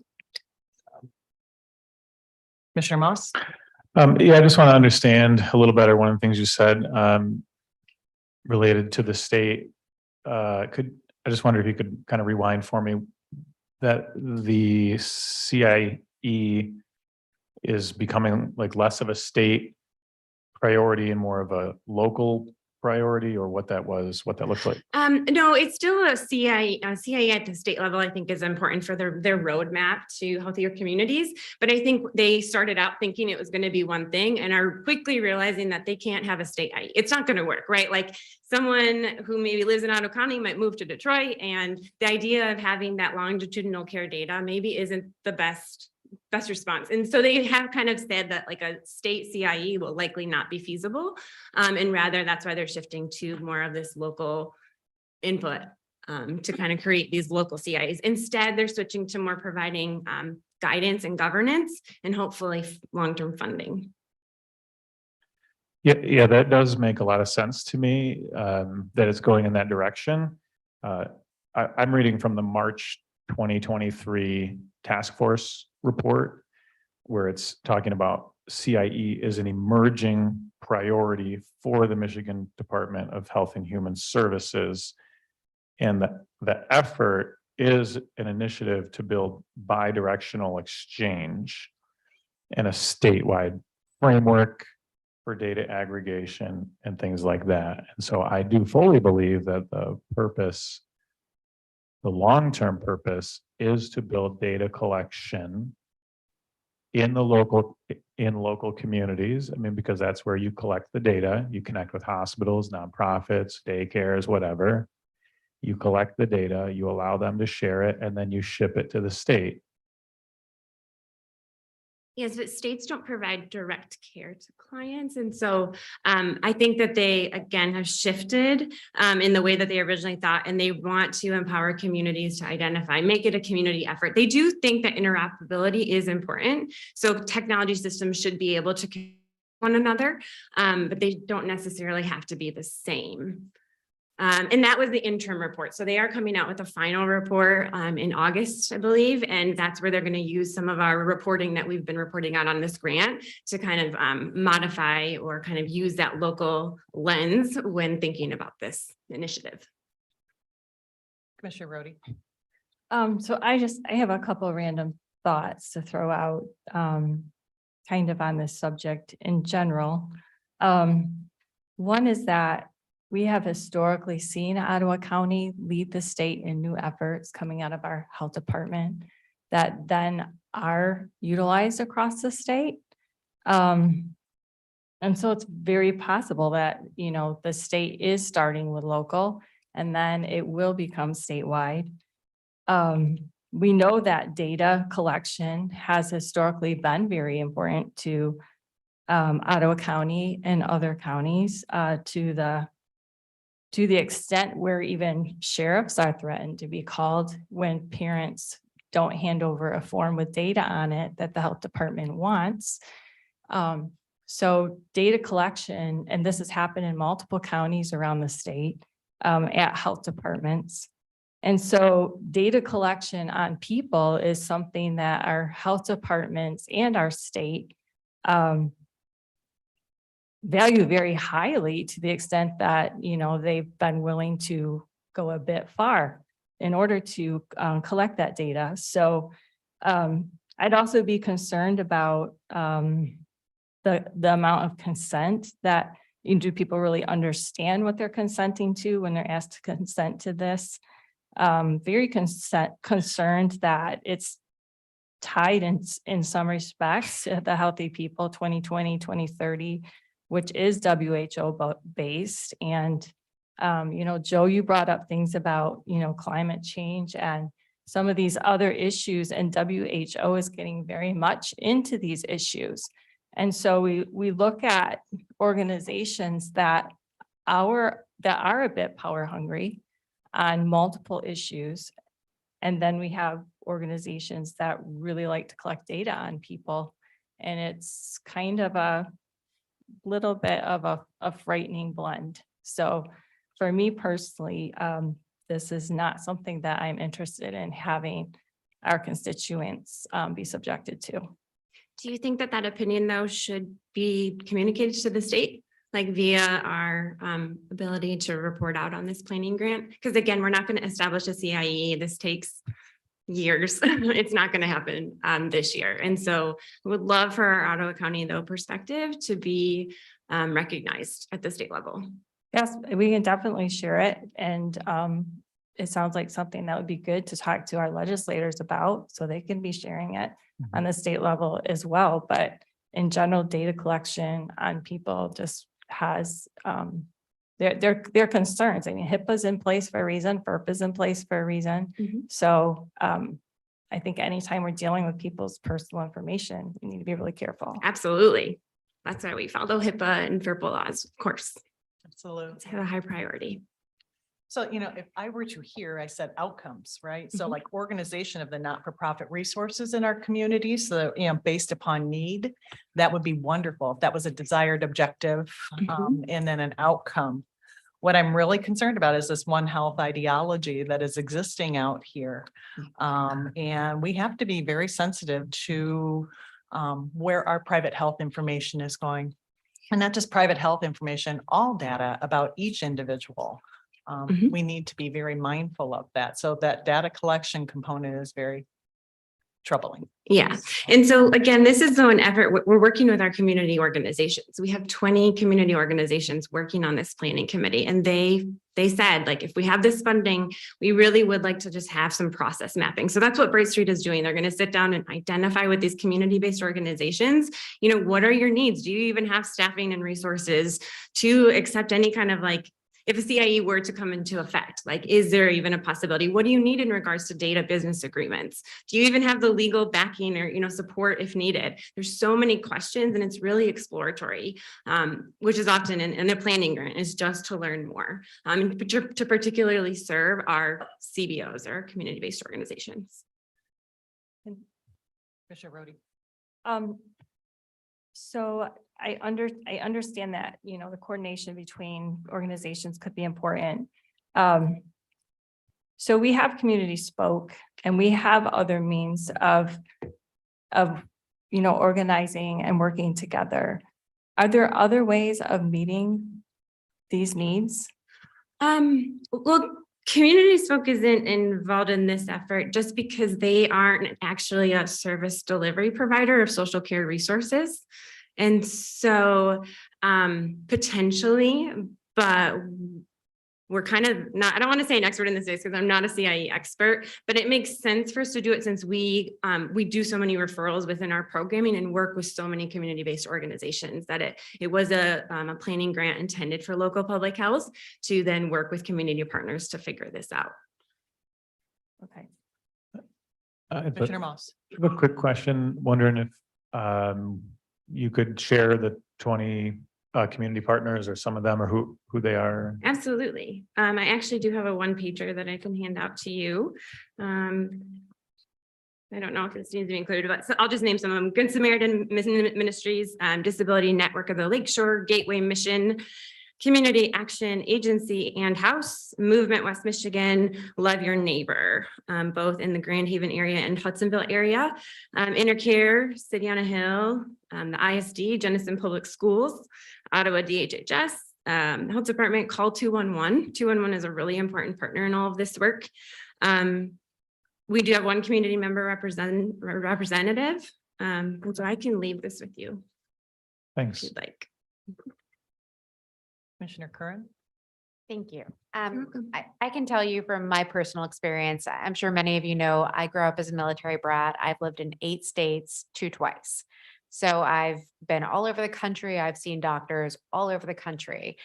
We moved here to Michigan about 4 years ago this August, and I went in for an annual woman's visit. And during my time, I thought I was just going to the doctors to do my regular thing. And I found it incredibly intrusive, the questions that I was asked when I arrived here in Michigan. And I was appalled.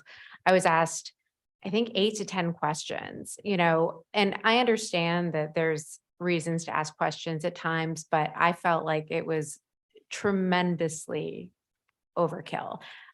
So much so that they were asking if we owned a firearm, where we stored our firearm. If I texted while I drove, if I wore a seatbelt, what else? If my husband beat me, if I felt safe in my home, like a couple of questions I could see.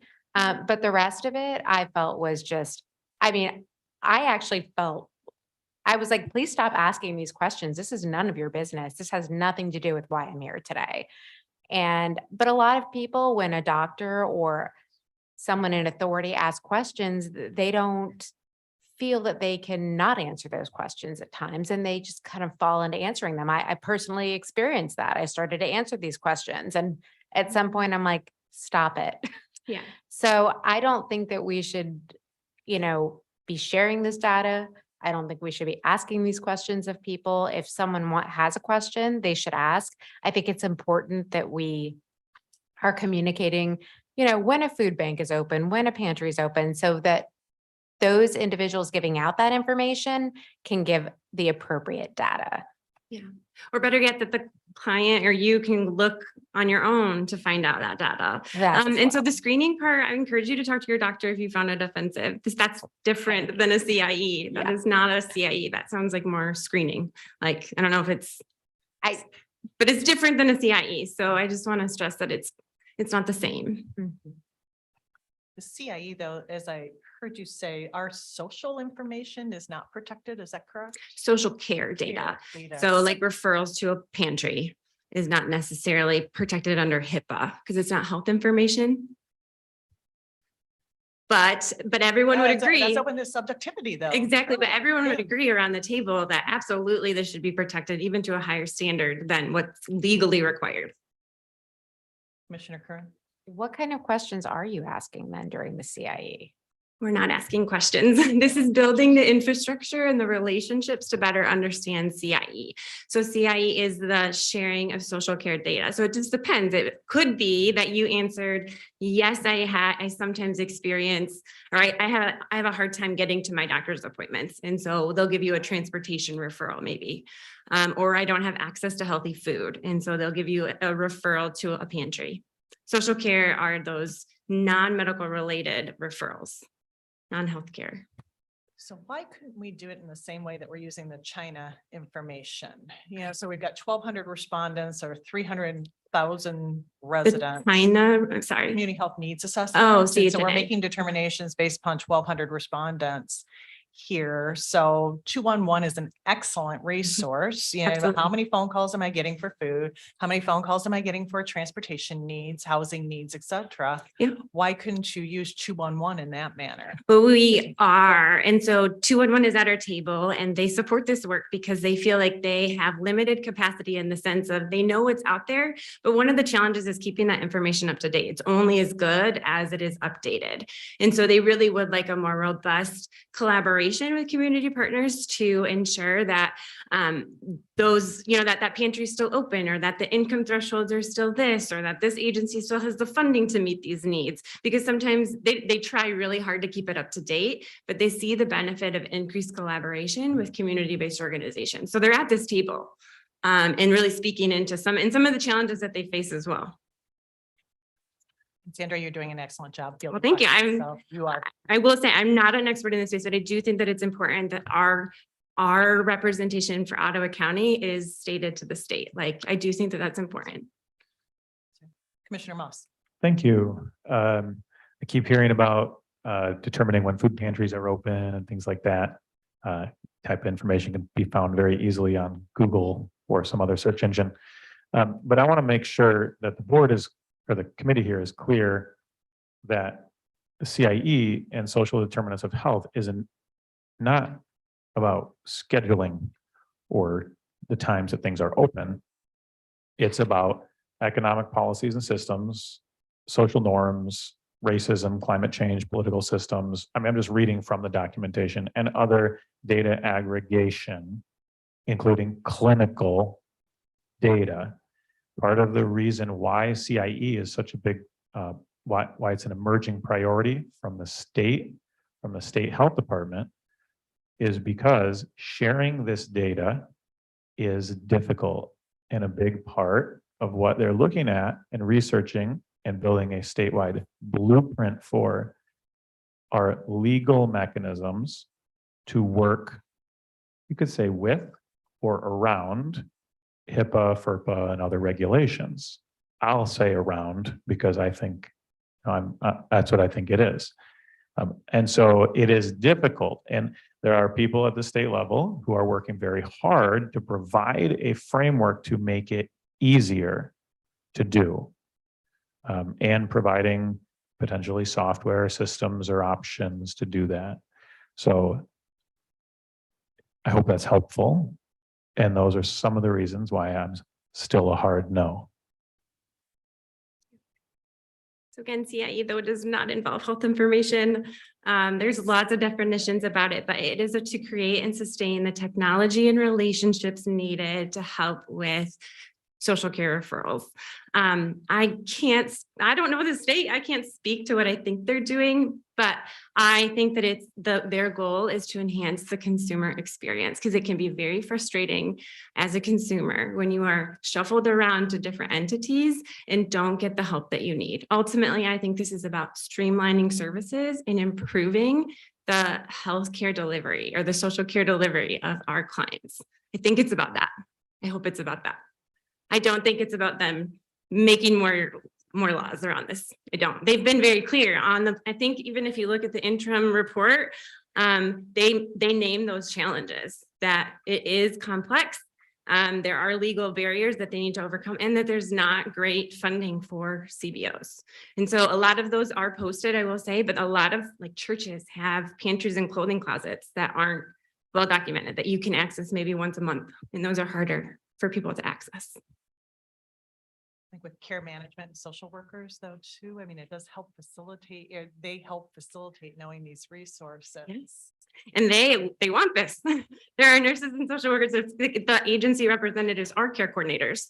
And they're the ones who are on this planning committee who feel like they need a little bit more support because they don't know all of the resources. But they're hoping for, some sort of tool to come out of this. And instead, right now, what I'm hearing is that it's more data collection and analysis. Yeah, it's a planning grant. And so I think that's what we have to just remember. Planning grants are just to better understand the needs and the gaps in the community. And so if not Bright Street, I guess I would love to hear how you would like us to spend our money that we've received from MDHHS, because we have about $15,000 to spend, or it just goes back. and doesn't get invested in Ottawa County. I'd be okay with returning it to the state. Any further? Okay, further discussion, Commissioner Evil. Yeah, I guess I want to, maybe I want you to elaborate a little bit more. So this information is shared data from collective different partners. So, and is this data not protected by HIPAA? So currently we don't have a CIE. So currently there is no transfer. Currently, it just like you sign a consent and your doctor refers you. Social care data. I mean, I think it's best practice. And I think just working as a nurse, we obtain consent no matter where we're referring to, if we're going to share any kind of information. But pantry information of say, hey, here's some pantry, it's not required under HIPAA to have a consent to go to like a pantry or a clothing store or whatever social care data is, because it's not health information. It's different than health diagnosis or any patient identifier information. So this social care information is not protected by HIPAA. That's what you're saying. Currently. Correct. But When there you say is, currently, and with the CI. So with this new program, the CIE, it's going to be totally different than the HIE, which the HIE is the Health Information Exchange, which is protected by HIPAA. So because this is going to be the CIE, which is Community Information Exchange, it's not going to be protected by HIPAA. so I don't want to say like, I think that it should be, and I think most people involved in this process absolutely think that it should be. But and the it's state not. has kind of said, currently it's not. Thank you. And so another way to think that I think has been helpful for me, and I did put this on the one pager, is a hub model. So instead of right now, like you refer to agency A and they don't talk to agency B, and there's just maybe some confusion, a hub model more like centralizes community collaboration around referrals.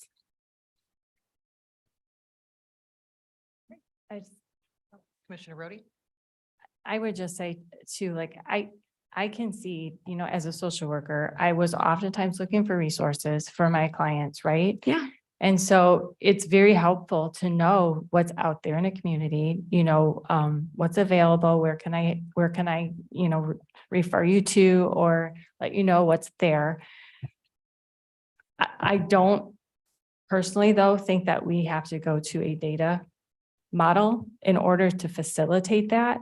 And so I guess what I'm just saying is, if this doesn't go through and if that's a need, then perhaps we need to find a way to make that easier. Maybe we need to centralize that information better. That's the point of the CIE. So I know that, I don't know if you've seen the interim report, and actually on my sheet, a CIE is so much more than technology. It's so much more than closed loop referrals. It's so much more than data management. It's more than any one of those things. It's the relationships and the infrastructure to help streamline referrals.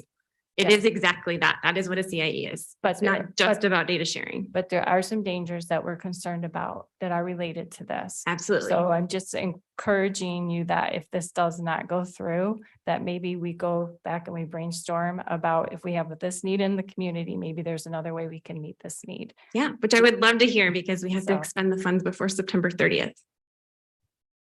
All right. Thank you, Sandra. You're welcome. I'm here for your next item as well. So. Oh, okay.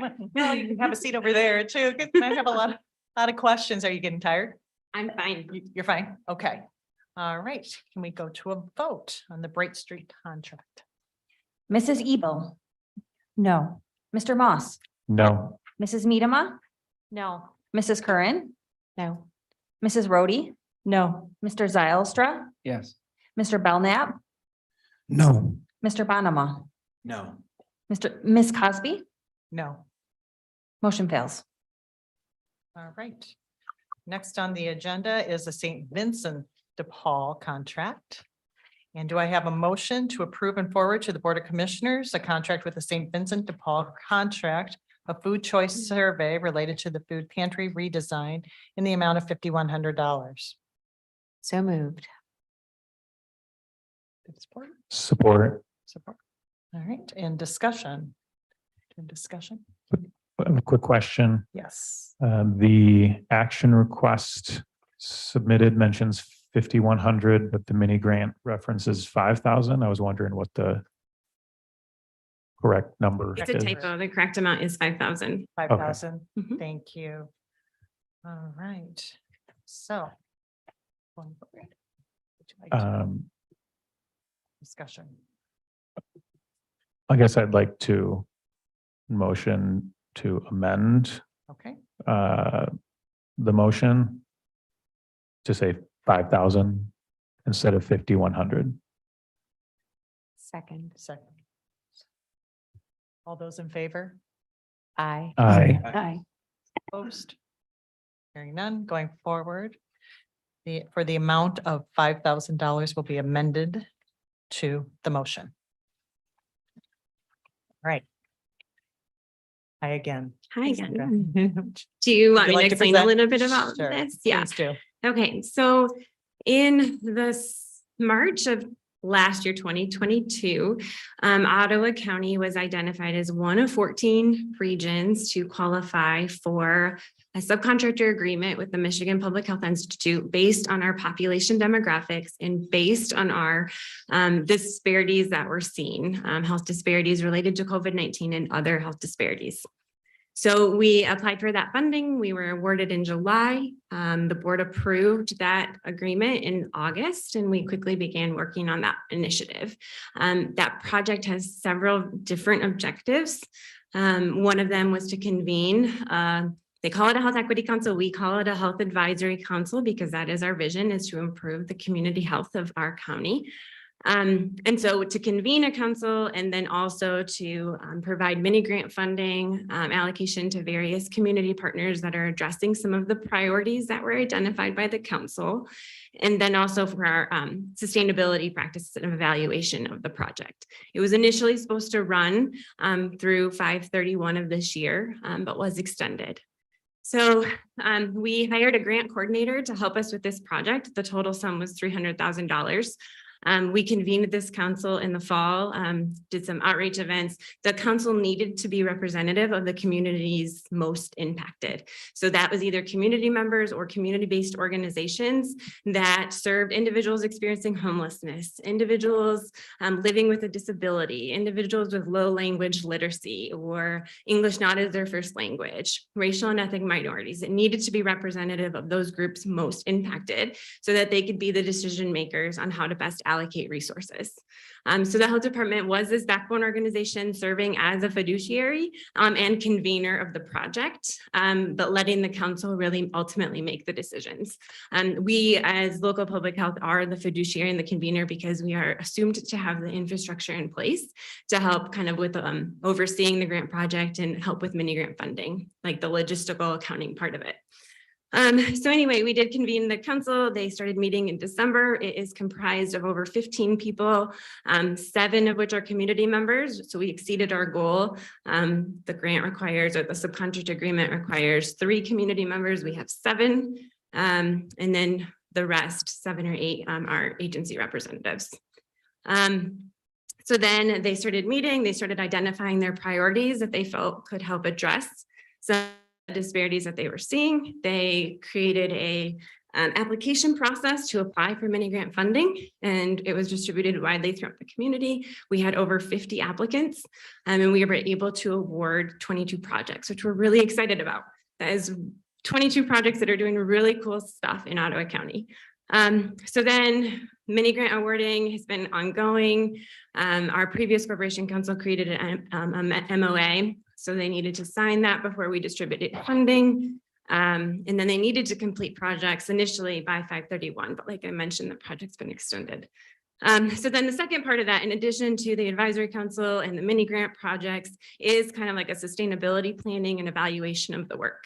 In theory, the council is supposed to, like, if we ever have another pandemic or really we continue to see a lot of the same health disparities. How do we better address those and prevent those from continuing to occur?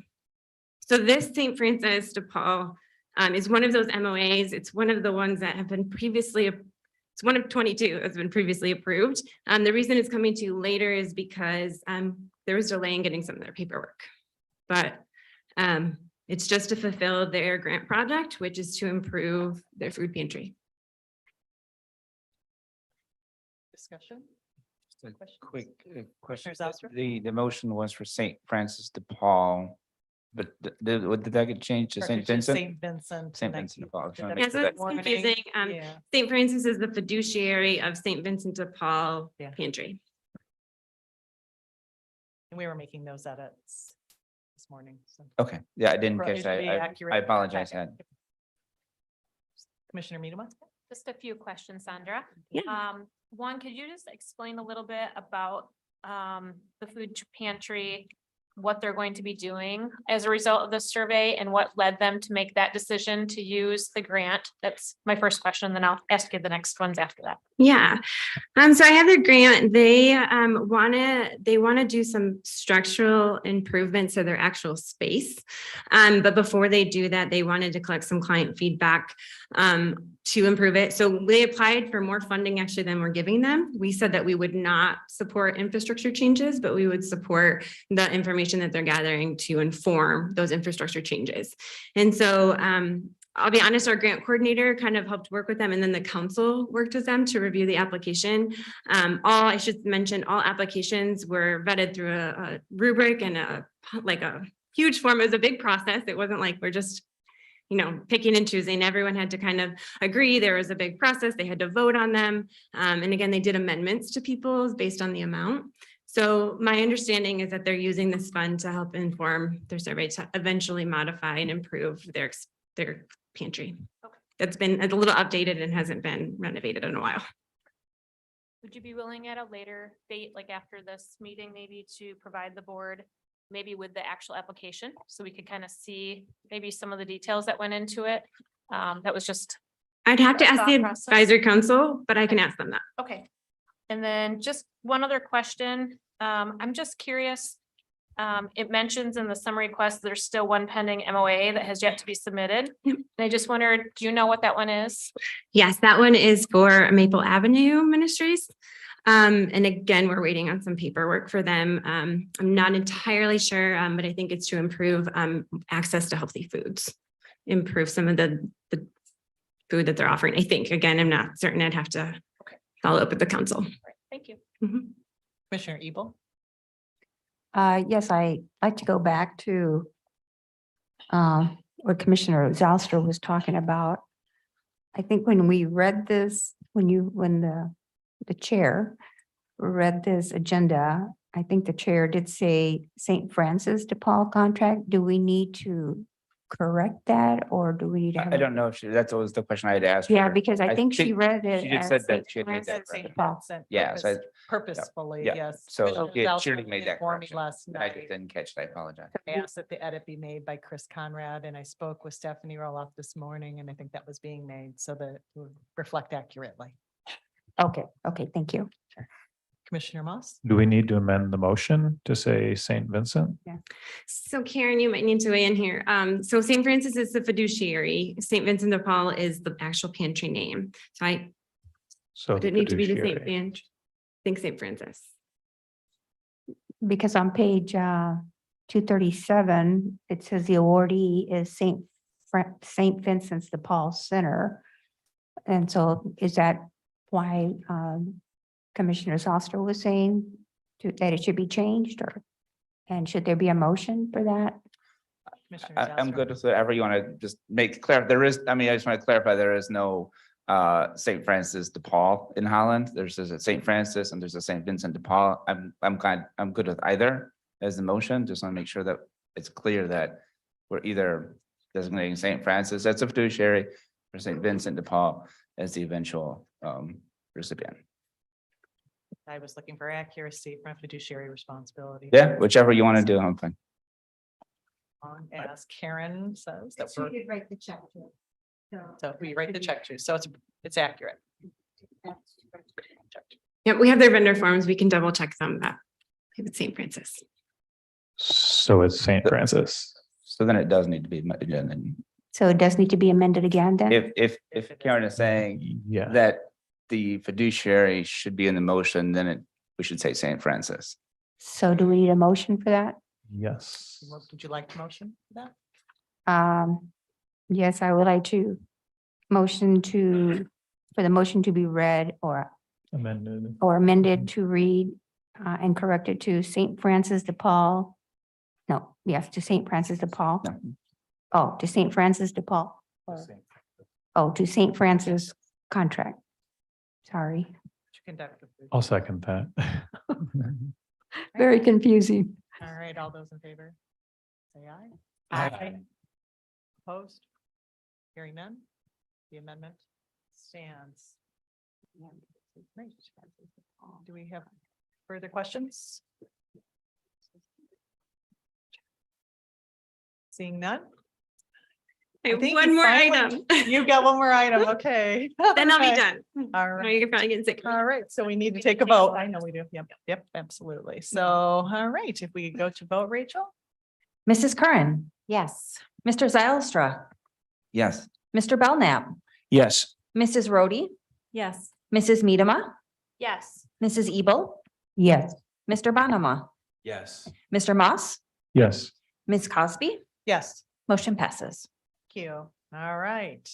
Well, you were on the hot podium today, right? So action item number 9 is the Intersector contract. Do I have a motion to approve and forward to the Board of Commissioners a contract with the Intersector Partners for the purpose of developing a healthy equity policy and plan for Community Health Advisory Council in the amount of $7,000? Support. Oh, I'm sorry. You have I'll make the motion. I'll second. You'll support. All right. Now discussion. Sandra, would you like to sit up here with us for a little bit? You've been standing for a while. Would you like to sit with us?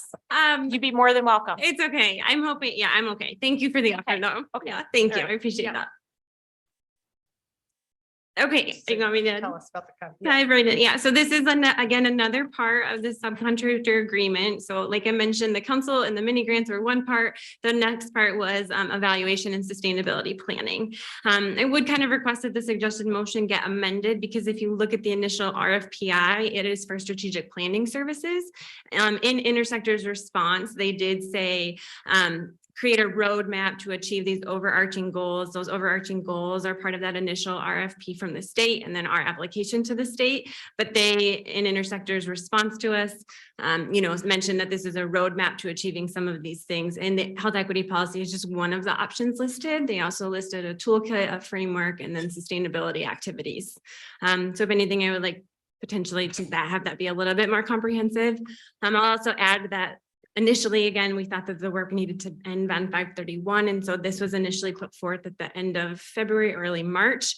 And the council has evolved since then. And so they really are looking more for that strategic planning to look at evaluation and sustainability planning, which is included in this RFP. So, and essentially we worked with our finance department. We bidded out or solicited informal RFP process for strategic planning. We had 3 people respond and this Intersector was selected unanimously based on their application, based on their experience in this space. And then they were middle of the road as far as cost. So we don't anticipate that we will use all $7,000, especially because we're getting started a little later. But our end product or deliverable, we're hoping is to have some sort of sustainability action plan around it. Commissioner Rhodey. Yes, so I have a few questions. So you're talking about sustainability. How long do you anticipate that this council will be in place? Yeah, so initially, like I said, we thought it was going to be a short-term project extended just through 5/31. It is extended until the end of the fiscal year, and then we have been given the opportunity to apply for year 2. That is something that would obviously come across your table for a budget amendment to continue the work. And so the state has kind of been going on a year-by-year basis. They've ensured funding through May of 2024 with potential for continued funding. I'm not sure. They haven't said anything past this next fiscal year. Okay, and are these meetings open to the public? They are not.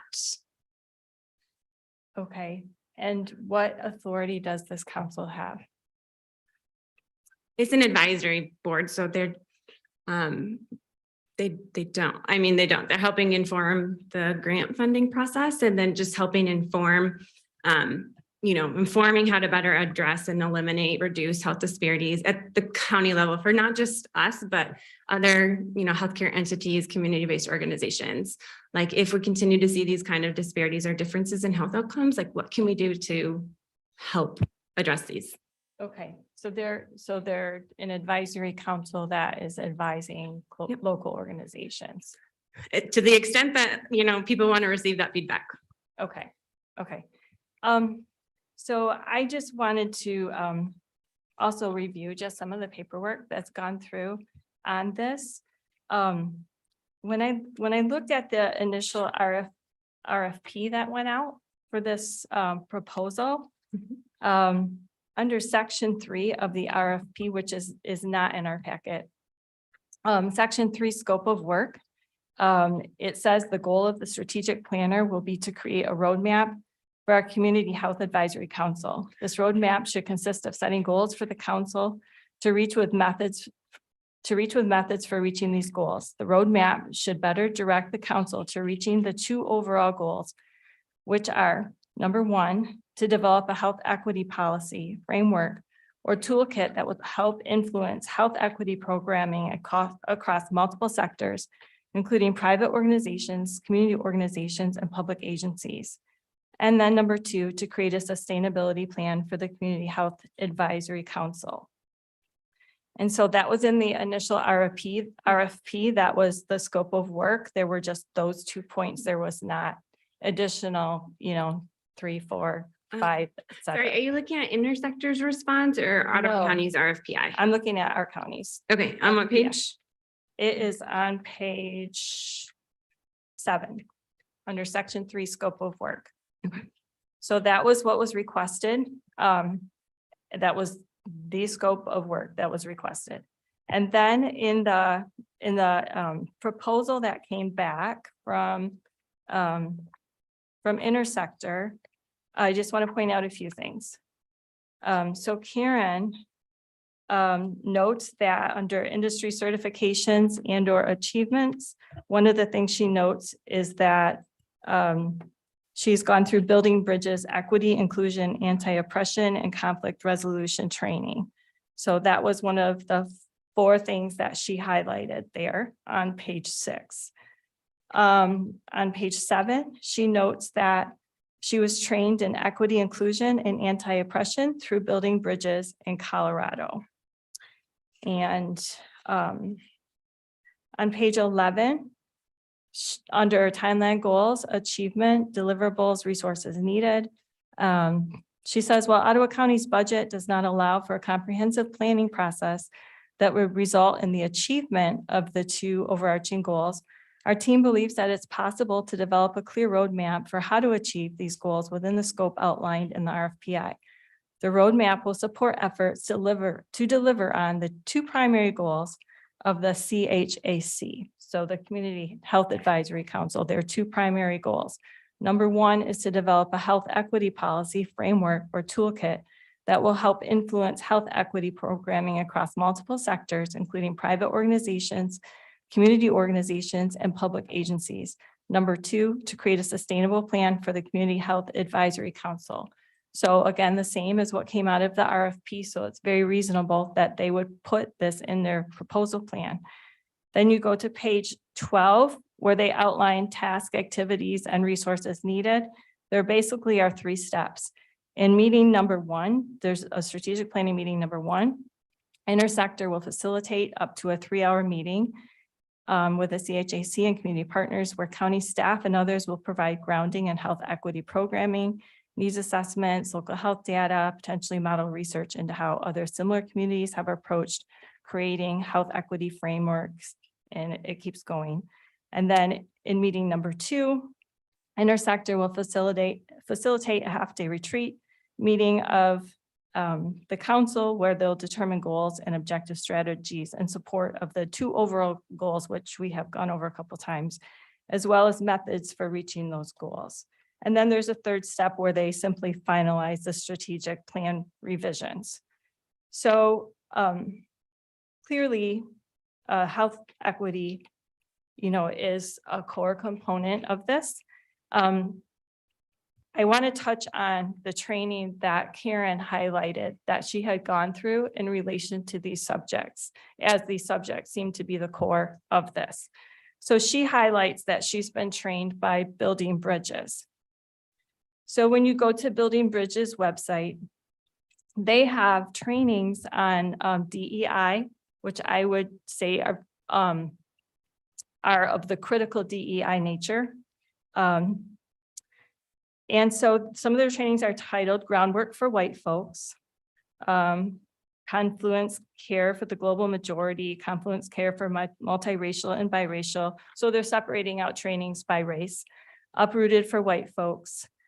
Some of the training resources that they highlight are Why People of Color Need Spaces Without White Folks, Identity Circles, The 4 Eyes of Oppression, Intersectionality, Identity Wheel, Microaggressions, Overt Covert Racism, White Supremacy Culture Flower, White Supremacy Culture Website, White Supremacy Culture 2.0, White Supremacy in Organizations, White Supremacy Culture Pivots, White Women in Nonprofits, Oppressive Meetings, Racial Equity Principles, Racial Equity Phases, Deconstructing White Privilege with Dr. Robin DeAngelo. What is white privilege really? Why talk about whiteness, white fragility, and the question of trust? So the training that this individual has had on this subject that she's highlighting for us, and then she's going to be coming here and doing trainings on race equity, are of a CRT nature. So it's what you would call critical diversity, critical equity, critical inclusion. These are not theories. These are Marxist. These are not theories that this board has agreed with in the past. These are the same ideology that was being promoted by our DEI department, which was why we closed the DEI department. And so for me, I just want to highlight these concerns. And for me, I would be voting no on this. Can you help me understand what you mean by Marxist? Because I don't think that the other solicitors or people who responded necessarily listed all of their trainings, and we selected them based on their proposal, their amount, not necessarily the training that they listed. That wasn't one of the things on our rubric for selecting them. And so, yeah, if you could maybe just share a little bit more so that I know and we know at the health department how we can better work together and partner in the future. Because as I mentioned, public health can't get away from health equity. It would be like telling a firefighter not to use water. It's integral to the work that we do. I have a follow-up question. Commissioner Moss. I have a follow-up question too. I was wondering if Commissioner Rhodey, you could share that website. I looked for that one. I couldn't find it. Building Bridges. Yes, I don't think that. Or I can talk to you after. That's, Yeah, you can talk to me after. that's fine. I am not sure I have it That's handy, but. That's right. And again, we have to fulfill some of these subcontract agreements. And so we need to create that sustainability plan or strategic plan of some sort. We could say that we're not going to create a health equity policy and work on that action item number 2. Like we can work with them again, and I'm not confident. And they even say in their RFP that we don't have the time to complete some of the things. And so especially now that we only have 3 months or less, I definitely think we can work with them to think about it or look at it differently. I'm curious, who are the 8 agencies that are represented on the Community Health Advisory Council? Do you know? I do. I don't have the list in front of me, but I can address the public comment previously that Out on the Lakeshore and First Contain projects are not on the advisory council. It's other community partners like City on a Hill and Holland City, and I don't have the full list in front of me. LAUP, Latin Americans United for Progress. Yes, thank you. Disability Network of Lakeshore, St. Patrick's. It's, yeah. If you could get that for me, that'd be great. I'll Yes. share it with the other commissioners. Mhm. Thank you. Any other questions? All right, seeing none. Thank you so much. You're welcome. Thank you. Terrific job. Thank you. It's like Karen has a statement. I just wanted to point out, I think several times, this contract had expired on May 31st for this and the previous item. And I think we received an email that they were extending it through September 30th. But for the previous items approval in this, we'll need to get that document signed before all that paperwork can actually go through. If this passes, and then the previous item as well, because at this point, I mean, it's good and it's solid. It's just they're still getting, their paperwork is catching up to their email. So I just wanted to make everyone aware that while we received email notification that it is extended through September 31st, there'll be something coming through to sign to make sure that that's official. With no additional funding. Yeah, it's all, the funding is there, but it just, the paperwork has to catch up. Thank you, Karen. Right, we'll go to a roll call vote. Mr. Belknap, No. Mrs. Curran, No.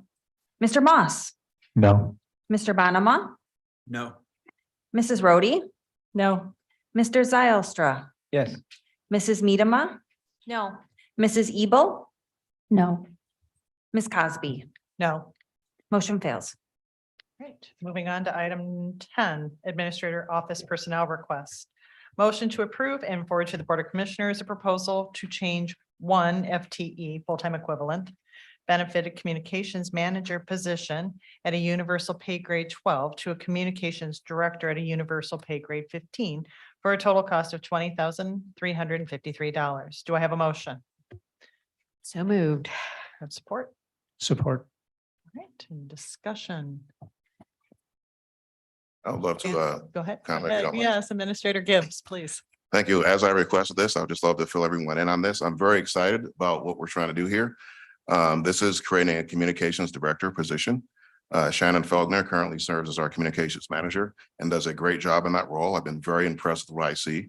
And I think Shannon is very capable and very fit to take on the additional responsibilities of a communications director position. I do want to use the phrase best practice. Having a communications director and eventually a communications department is a best practice for any organization of our size. You want to have coordinated communications to make sure that what we're messaging to the public is consistent. We're using consistent branding and messaging, et cetera. This is something that's commonplace, and organizations, whether they're at the county level, and many counties do in fact have a communications department, or in the private sector as well for organizations of this size. I'd like to point out something that was shared with me recently, which is that the National Association of Counties called out Chester Township, Virginia, for their communications departments, which they're using, for example, to run a really great podcast series, which they answer questions from their constituents in a very quick turnaround and innovative way. I mean, those are the kind of things that are now outside of the question for us. We can do that as we continue to develop our communications infrastructure here. And so for being able to have more transparency in order to be able to respond to our constituents who are wanting different types and more communications from us, I think this is a very exciting move. I think it's a very good move, and it's very much in line with what organizations of our size, whether in the private sector or the public sector, are doing. So I'm really, again, I keep saying I'm excited. I am. I've sat with Shannon many times and talked about this. I think it's going to work out really well if you would approve it. So that's kind of the motivation behind what we're doing here. Questions? Commissioner Rhodey? Not so much questions, but I would just say that, as we've had different people come up and speak with us today, the possibility, and taking a look at like what Chesterfield has done, and Chesterfield is a pretty similar county to us. They're slightly bigger than us, but not by a whole lot. I just think there are so many possibilities for what we can do with messaging and continuing to inform our community about what's going on. There's so much good work being done by our departments. And I know that some of the questions that I get, our people would just love to have some some of our staff go in and just have conversations about the things that they excel in. When we were campaigning, we had so many people ask us, well, what does the county even do? You know, what does county government do? But we do so much. And I think our people do want to know what we do. And so I think it's a great opportunity to take the county's work, and we can serve even more people if they know what we have to offer. Things like veteran services. Our veterans need to know what we have to offer. So there's just a lot of departments that I think can be better highlighted by more opportunities. Great, thank you. Do we have Shannon here by any chance? We do. Oh, there we are. If it'll be okay, Chair Cosby, Yes. if Shannon could perhaps say a few words about what we're looking at here. Sure. If you have any questions too, I'm more than, willing to answer all those questions. But like Administrator Gibbs said, we are leaning towards a more centralized system for communications. And like you said, Commissioner Rhodey, this can really help build our capacity for communications. We have a lot of great stories, a lot of great information to share, a lot of great programs. I've been with Ottawa County for almost 24 years, so I have a lot of passion for Ottawa County. I want to share the great work that we do and that we are going to do in the future. I believe that centralized system will help us unify our messages. We are one organization, and we need to work together to have a good unified message. We've already been implementing some ways to make sure that everything goes through the communications office. And that's already been helping some of those departments who maybe don't have trained communication staff, but they have staff that are tasked with the work. And so we've been able to help guide them with some best practices. Maybe use this tool to reach these people versus that tool to reach the target audience, because they've been kind of trudging through doing the best with the knowledge and resources that they have. And so really what centralizing things will be able to do is take the knowledge from the department staff and unify it with my knowledge so that we can best reach more residents with our services and good work and just all that Ottawa County has to offer. Yeah, we have a challenge with increasing modalities, and the generational kind of focus too, and what modalities we use. So I'm really excited about, just writing down here kind of continuity and consistency with the branding and marketing of the county. Also, we're going to decrease duplicate efforts that are going on in departments. Sure, we've been able to streamline some use of tools together. Community mental health has been using the tool that we've put out for social media posting. It has an approval workflow that they're using within their organization, but as well as scheduling so that they can all be on the same page when they have multiple hands in the pot. But as you say too, our appetites as residents for communication are just insatiable. And so we need to keep up with that demand and communicate. Commissioner Zelstra? Yeah, you can go first. Oh, sorry. Okay. I just noticed on the new position request form, Mr. Gibbs, the justification for establishing the position, it says see attached. I don't have that attached. Was there an attachment that we were supposed to get on that one or no? I believe that the position description and justification were to be attached. If they were not, I'd be happy to get those to you. Okay, all right.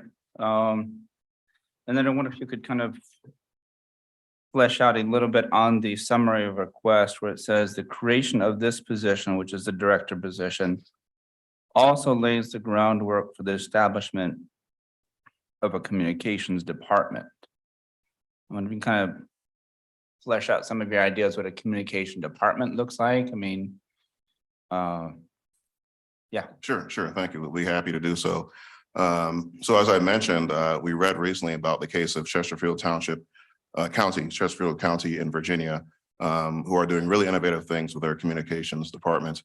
And I think that there is a lot of possibilities for things that we can be doing that we're not doing right now that will be better suited to have a departmental infrastructure as opposed to just one person doing it. So I think this is the right step. It's the right move to make in order to go in that direction of expanding out what we're doing in the future in communications. Okay, but like, what would those things be? For example, having a regular podcast, having a studio where we can have videos that we put out for the public, something that we're not doing right now. Having someone who can help us with videos and photos. We don't have that right now. Having someone who can help us with the website so that we can get redesigns or updates on that in a more efficient manner than we're doing now. So we couldn't do a podcast right now, is what you're saying? We couldn't do a podcast right now if we wanted to?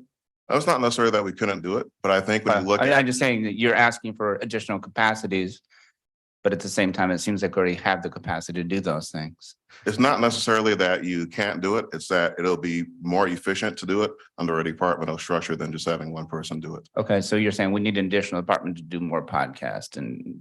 I would say we right? need, I would say we need the right infrastructure in place and the right reporting structure in order to be able to do this in the best way. Okay. I mean, I totally, see what you're saying here. At the same time, I mean, like Shannon says, this is something we've just started. I'm interested to see how this goes. I guess I would like to see how it goes with our current, staff and the current situation. And it's about compensating our current, manager to kind of look at some of those additional responsibilities. I'm totally, amenable to that discussion, but I guess I would like to make a motion to table this and kind of see how that process works out before we jump in and make some changes that, probably revocable, right? We can't go backwards once we kind of get this in place.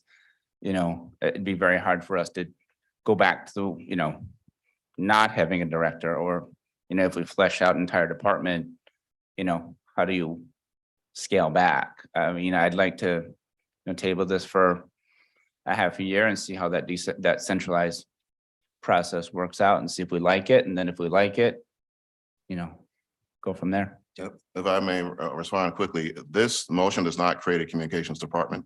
No, I understand This that. creates the I position. understand of that. I understand that. So your motion, can you please?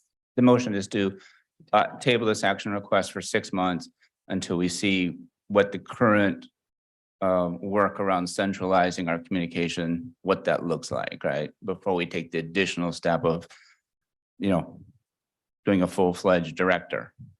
I understand that it may be additional work for the communication manager. I have no problem discussing compensation around that, but making this change right now, after my understanding, this has been a 3 or 4 week process that we've kind of centralized some of this communication work. I would like to see like what this looks like over time. Do we have support? Support. And go to a vote. All those in favor to table this action item 10, the administrator office personnel request, say aye. Aye. Aye. All those opposed, say nay. Nay. Okay. Motion fails. All right, further discussion on the motion on the table? Yes, Commissioner Curran. Thank you. So first of all, I used to live in Chesterfield, Virginia, so it's actually kind of cool that you all are talking about them today. What I wanted to ask, and I think that Shannon, like I said, has done a very fine job. And I think her tenure here has probably given her many relationships that she has worked with other departments here. I wanted to just ask a couple questions on the communication front. From what, we had a conversation this morning. From what I understood, it wasn't so much about moderating a message, because I specifically asked that. It was about applying your expertise in delivering the message. Exactly. Correct. Exactly. Okay. So my question to you is what is the plan to make sure that the new department and or process will not impede on a department from getting an urgent message out to the public and or moderating? a message from a department? Sure. Well, I had some conversations with folks from Parks Department. For example, they have controlled burns that they do. The conditions have to be exactly right, as we learned over this past weekend. And so controlled burns need to be communicated quickly, urgently. And so those types of things we know are going to come up. And so, we're okay with those types of things needing to go out.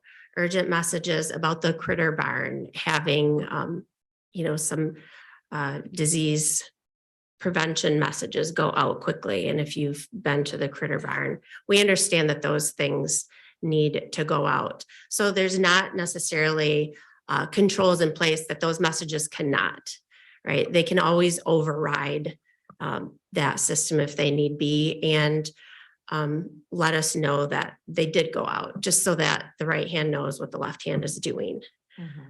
Okay. And then to my other question, and I think that this is a concern that I've received from many constituents, is what assurances do we have that there will not be a moderating of a message from a department? So what we're looking at right now is, as you said, applying the best practices to those messages. Sometimes there might be language change or message change because did you think of this? Or we should also make sure that we add this. But censoring a message, no, that's not what we're looking at. We're looking at how can we reach more residents with the messages that they need when they need it, using the best method that's right for them. Right. Thank you. And just to speak to you, Doug, on your question and the capacity, I think podcast is just one example of what we could do. When I think of our capacity as a county and the size that we are, and I look at City of Holland, for example, they do some great multimedia work, great digital storytelling, and I'd love for Ottawa County to build that capacity to be able to share information in that way. So that's Yeah, kind no, of I am too. I would prefer that we do it with existing funds, but I understand that, we'll likely go a different direction. And I'm, very grateful that you'll be there. I think that, you do a great job as director. So appreciate that. Yeah, and the specialists that work within the department, they are the subject matter expertise by all means. I can come in and help provide that communications expertise. And I hope that they respect that because I know I respect their expertise and their subject matter. In fact, I've actually been in those positions before. Just in case you don't know, I actually worked as a communication specialist for public health for 12 years. And I worked in parks as a communication specialist for several years as well. So those two, operations I'm even that much more familiar with, and the inner workings and how that, the messages go out and that sort of thing. So. Did not know that. So we're thinking from a generalist model, which can be really daunting sometimes, to a more centralized model, maintaining those content experts. And John's been here for 5 months, and this has been an assessment that he has made after 5 months. Say, we can do this differently. And we're a growing population, and we have other best practices that we're modeling after. So, any other discussion? Seeing none? Thank you. Thank you, Shannon. Right, a roll call vote. Mr. Moss, Yes. Mr. Zylstra. No. Mr. Bonema, No. Mrs. Medema, Yes. Mrs. Curran, Yes. Mrs. Ebel, Yes. Mr. Belknap, Yes. Mrs. Rhodey, Yes. Ms. Cosby, Yes. motion passes. Wonderful. Moving on to action item 11, it's Community Action Agency Personnel Request. And this is to approve and forward to the Board of Commissioners a proposal to change one assessment and eligibility specialist at a 0.75 FTE full-time equivalent in universal pay grade 5 to a grant and development coordinator at a 1.0 full-time equivalent at a universal pay grade of 10 for a total cost of $34,809. Do I have a motion? So moved. Support. Is there discussion? Hand up, Jenny.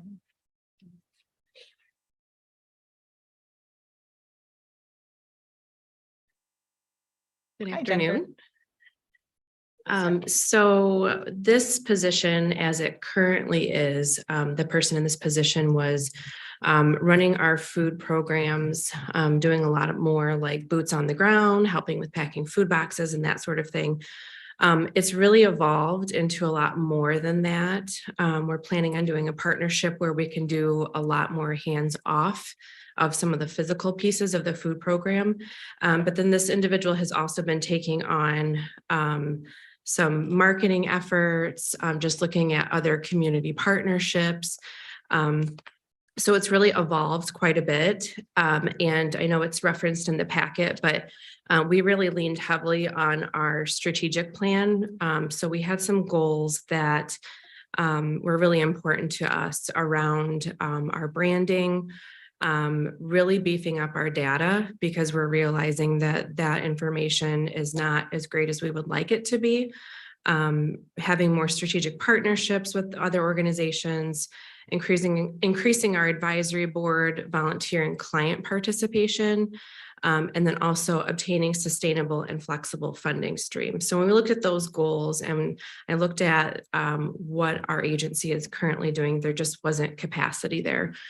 So this individual that's currently in the assessment and eligibility specialist role, running our food programs, has taken some of these tasks on. But I would really like to expand upon that, again, moving it from part-time to full-time, so that she has a lot more capacity to take on some of these goals. She's also obtained her master's in public health. So we want to utilize some of that experience and education to also take on some interns, because there's definitely some things that we could do with interns, such as collecting more data. And, you know, if we don't have the data and information, it's very difficult to write a grant and obtain a grant if you don't have good information within the team already. So it's really a multifaceted position. So that's kind of what speaks to the differential in the pay grade. There's a supervision component to it because of the internship piece.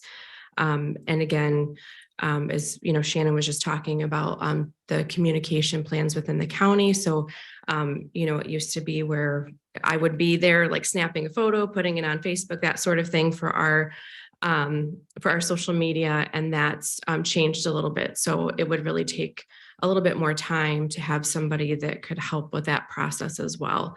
And again, the person that's been in this role has kind of been the jack of all trades and doing a lot of these additional tasks. And it hasn't really changed her pay. So that's kind of the ask in a nutshell. Any discussion? I think my only question is Sure. just the timing. Did the strategic plan, is that why you're to that next step? Like right now, did that just finish? So then you're ready for this ask? Yeah, it's a couple different things. So our strategic plan wrapped up like December of 2022. And then the other added bonus is that we had some savings because we utilized we used all of our CARES dollars, and some of that was used towards staffing costs. So we had a big cost savings in one of our grants. So this can help fund this position. So it's kind of twofold: the strategic planning process, and then also the cost savings in our budget. Thank you. So you said MPH, so that makes me happy because it was like grant writing is such a specialty development. Yeah. And Yes. so moving from the current work that she's doing, she's going into the grant writing piece. So that's something that she's been trained to do. She did have, she had a course on grant writing as part of her master's program. So and we also have another individual on the team that has some experience with grant writing as well.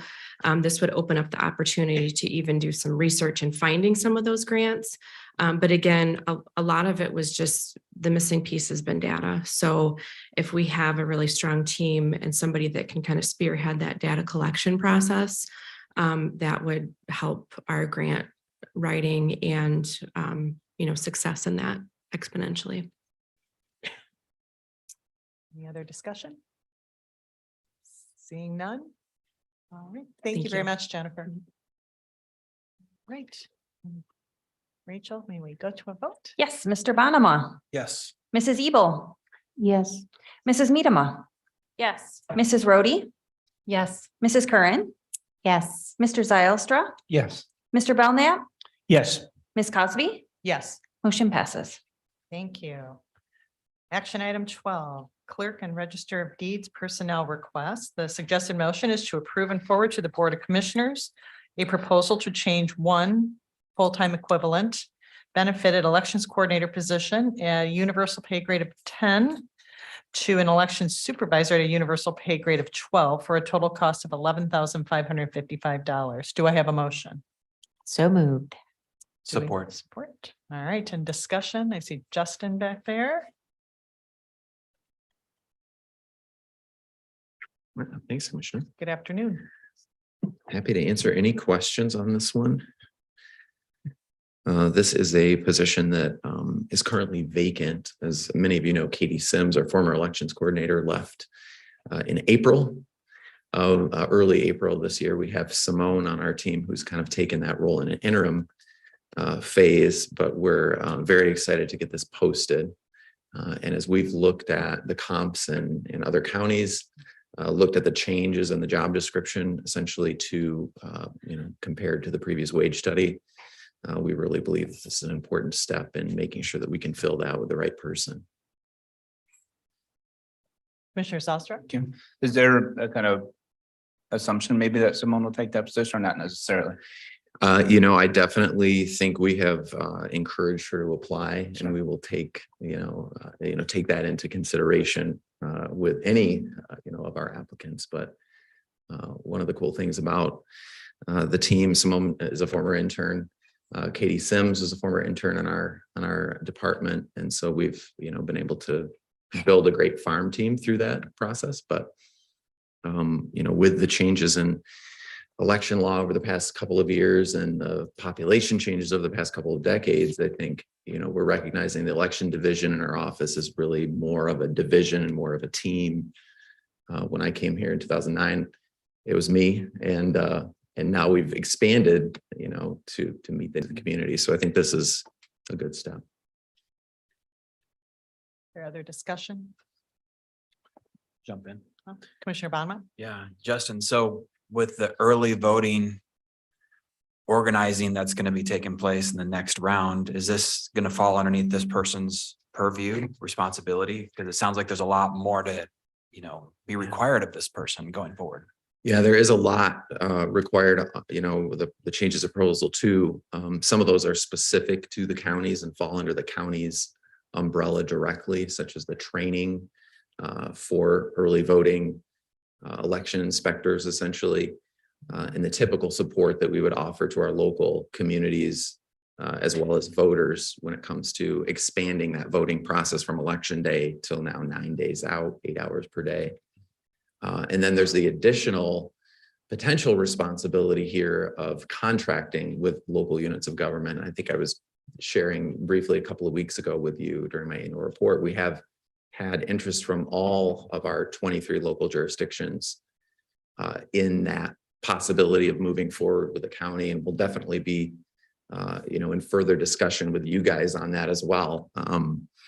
So this position could definitely be, essentially supervising a full-time employee who is paid for under contract with local units of government.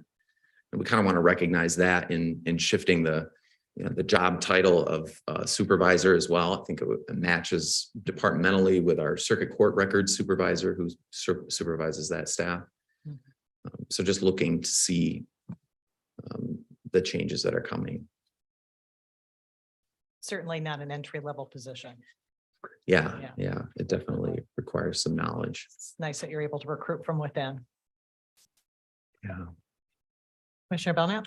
Just a comment that I'm glad to see with the changes coming with election law, this person really is truly a service customer service to really all of us, whether it's, us as citizens, our school board members have to interact with this person. They get guidance as they begin the whole process of, seeking an elected position.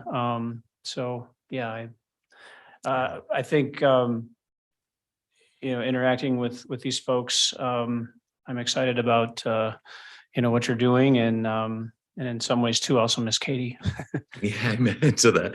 I appreciate that, Commissioner. Yeah, I've remarked to the staff a couple of times, it's an interesting position to fill because, on one hand, it's highly technical. This person is overseeing the programming of equipment and the proofing of ballots and the, technical aspects of training and interfacing with, the state police and CISA, Homeland Security in terms of cybersecurity issues. And then they're also talking to school kids about voting and interacting with candidates and campaign finance. And so that's a unique role of being very visible in the community and being the face of, making sure that knowledge is distributed, but also having the technical expertise. And so it's a challenging position to recruit for, and the market demand has increased as people have shifted, and we're seeing that too. So It's kind of under the microscope right now. yeah, for sure. Any further discussion?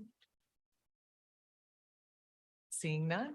Thank you, Justin. Thank you. I think I have the next one too. So. Oh, yeah, okay, you want to stay standing then? All right, we got to a vote. Mr. Belknap, Yes.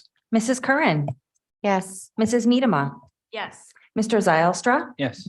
Mr. Bonema, Yes. Mrs. Rhodey, Yes. Mrs. Ebel, yes, Ms. Cosby, Yes. motion passes. All right, moving on to number 13, action item 13, Clerk and Register of Deeds personnel requests to approve and forward to the Board of Commissioners a proposal to upgrade the 1.0 FTE full-time equivalent benefited Chief Deputy Register of Deeds unclassified position from a universal pay grade from 13 to a universal pay grade 14 for a total cost of $3,838. Do I have a motion? So moved. Second. All right, in discussion. Yeah, Go ahead, I mean, Justin. this one is kind of a minimal cost impact to our department, but it is significant in my view, because I think it represents the position that our Chief Deputy Register occupies. And there are a couple of pretty significant changes. One did not make the last wage study, but as a combined Clerk and Register of Deeds office, our Chief Deputy Register actually supervises all of our vital records employees as well.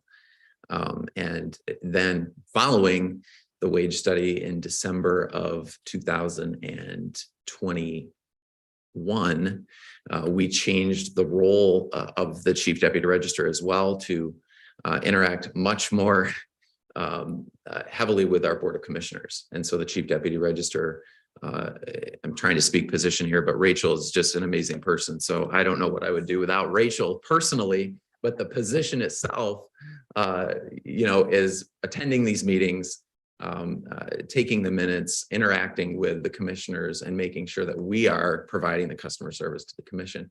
So those two items were not currently contained in the job description for the Chief Deputy, and we just think it's important to acknowledge that and make sure that it's appropriately Doesn't funded. change in role. Yeah. Job description. Not Rachel, I'm just recognizing that we are outside of like the normal budget planning. And so pointing out that it's a change in her role as it relates to Rachel, that's precipitating this increase. Yeah. Yeah.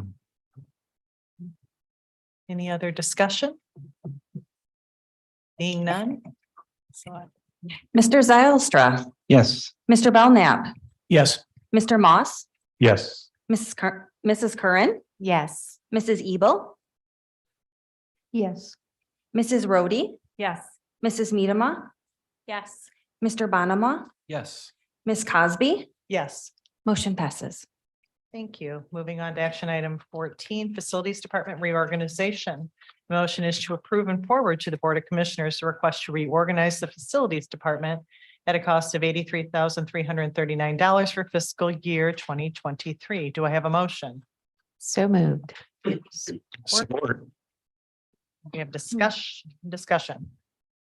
Here comes Blake.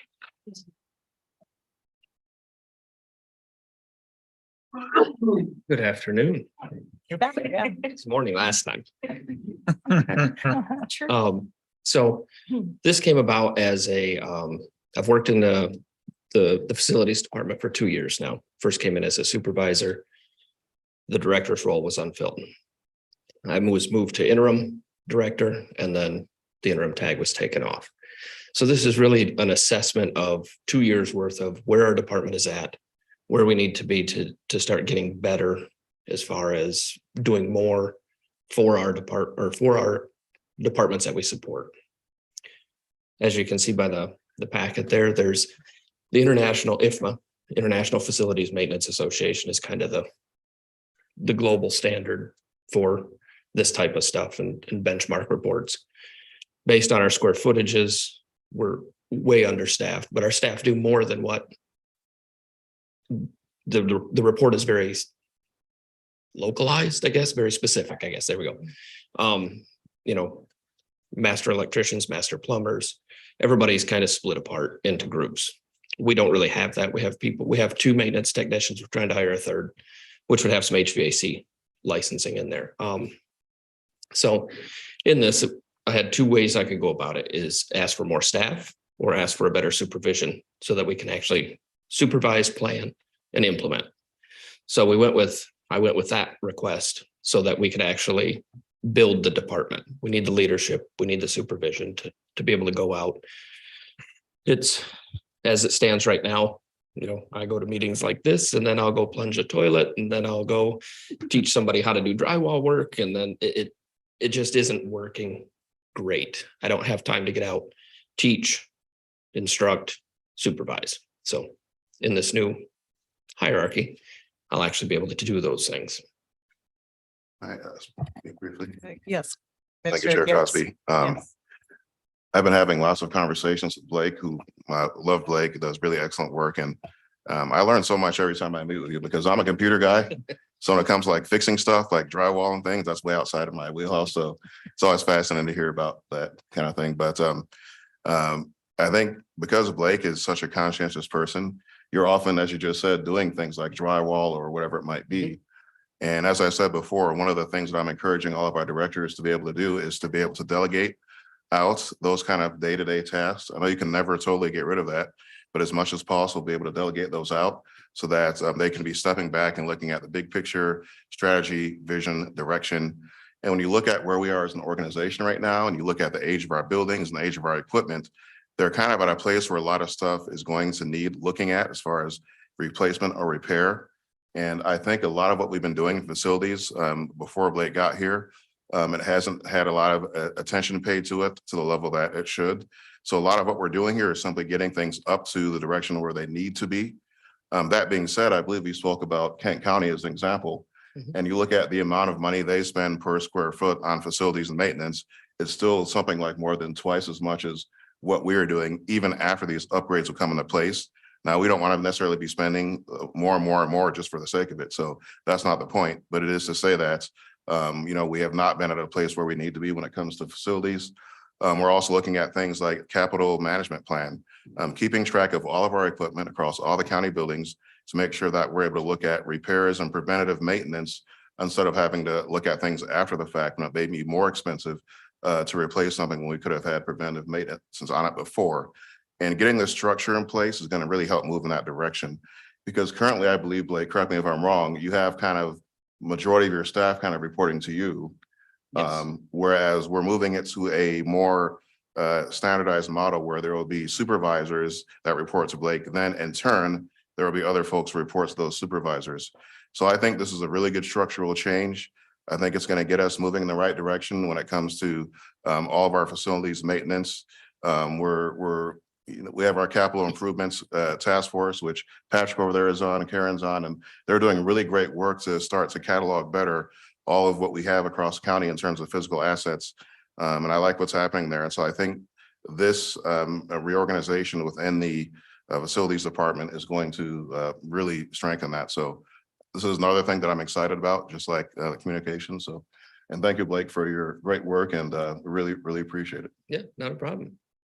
We like what we do. What I don't like is when people ask me questions and I don't have the answer.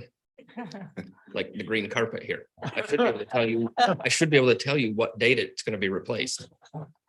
I can't, because it's not on our plan.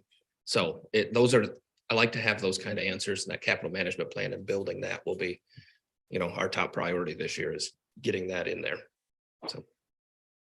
Thank you, Commissioner Yeah, thank you Zalstra. very much, Chair.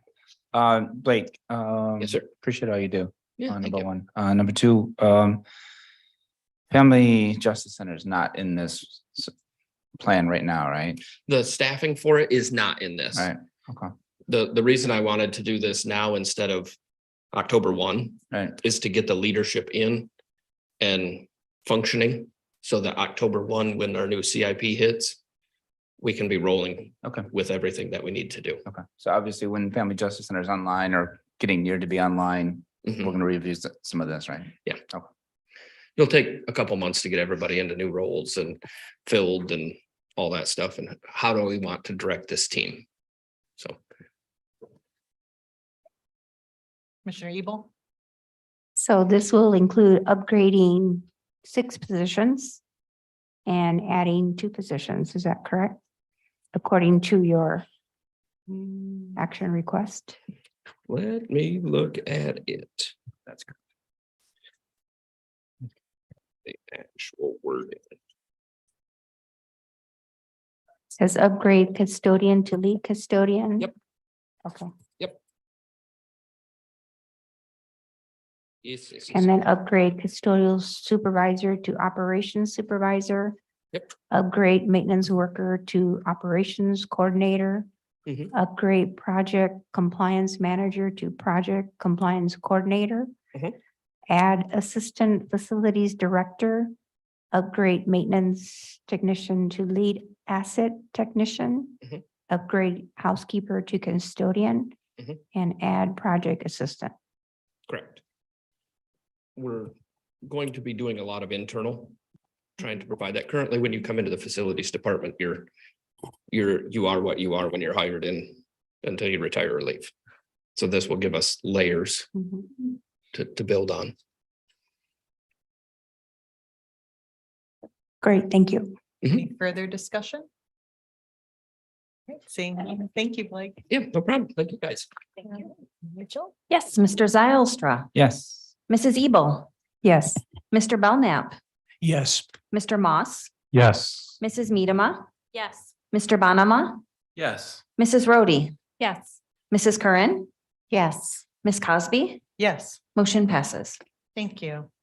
Moving on to action item 15, community mental health personnel request correction. The suggested motion is to approve and forward to the Board of Commissioners the correction of the mental health prescriber position at a total cost of $5,327 paid for with the CCBHC grant funds and Medicaid. Do I have a motion?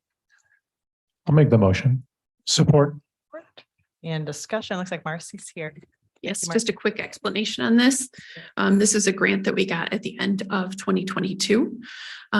We had done an entire wage study, and when we did the wage study, the prescriber position and the practitioner position going in were at the same level based on the nature of the work that the prescriber does in the job market and trying to find prescribers. We took that off the scale and moved it up. And when we did so, when we put forward this request in December, we put it through as a practitioner and it was a prescriber. So it was used interchangeably. So we actually have somebody in the role.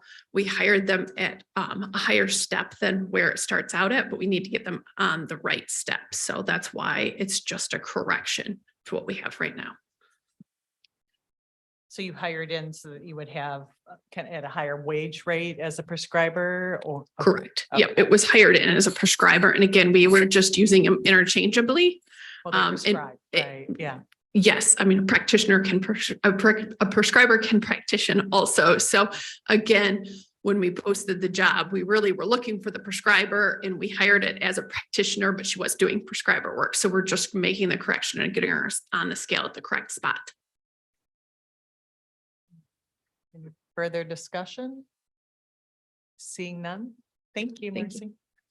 All right, Rachel, can we vote? Mrs. Ebel, Yes.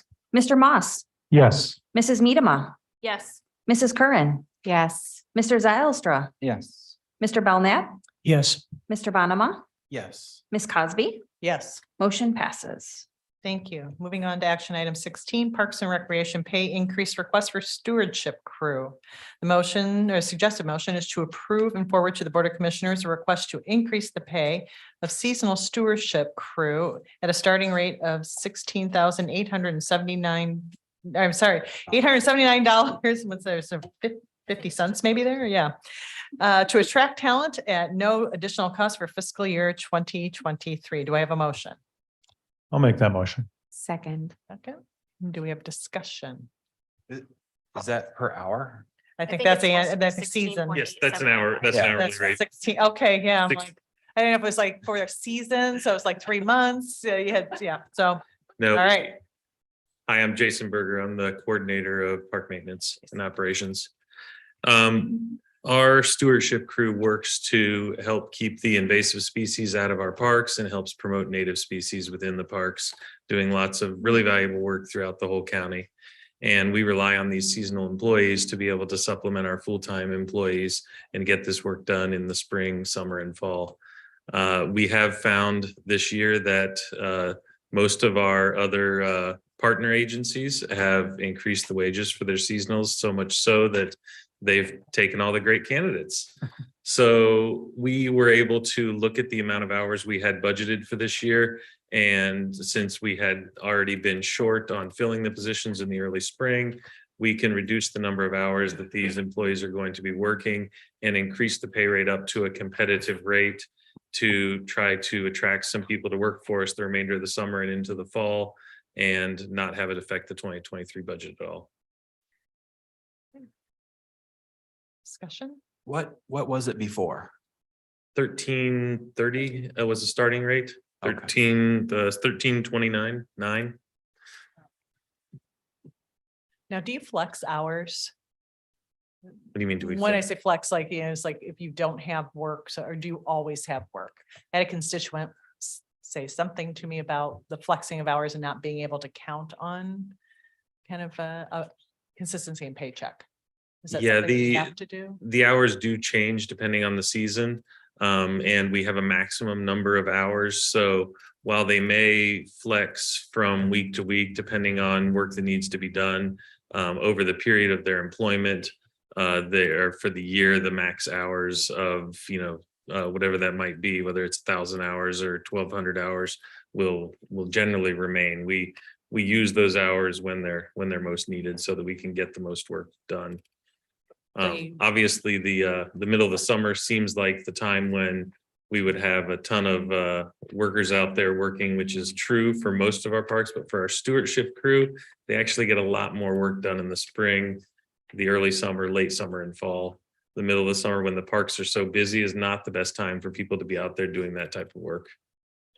Just from a retention perspective, it would be helpful that you wouldn't have to flex to was Yeah. kind of the constituent is asking me to consider that, and bring it forward. Yeah, for our seasonal employees, it is an issue for a lot of people that the hours are not always consistent, and hopefully, a lot of those seasonal employees are getting good experience in these positions and will then eventually move into more permanent full-time positions, which we've done quite a few times with our seasonal staff. As a matter of fact, we have some open positions right now and some really good seasonal candidates that are applying for them. So Wonderful.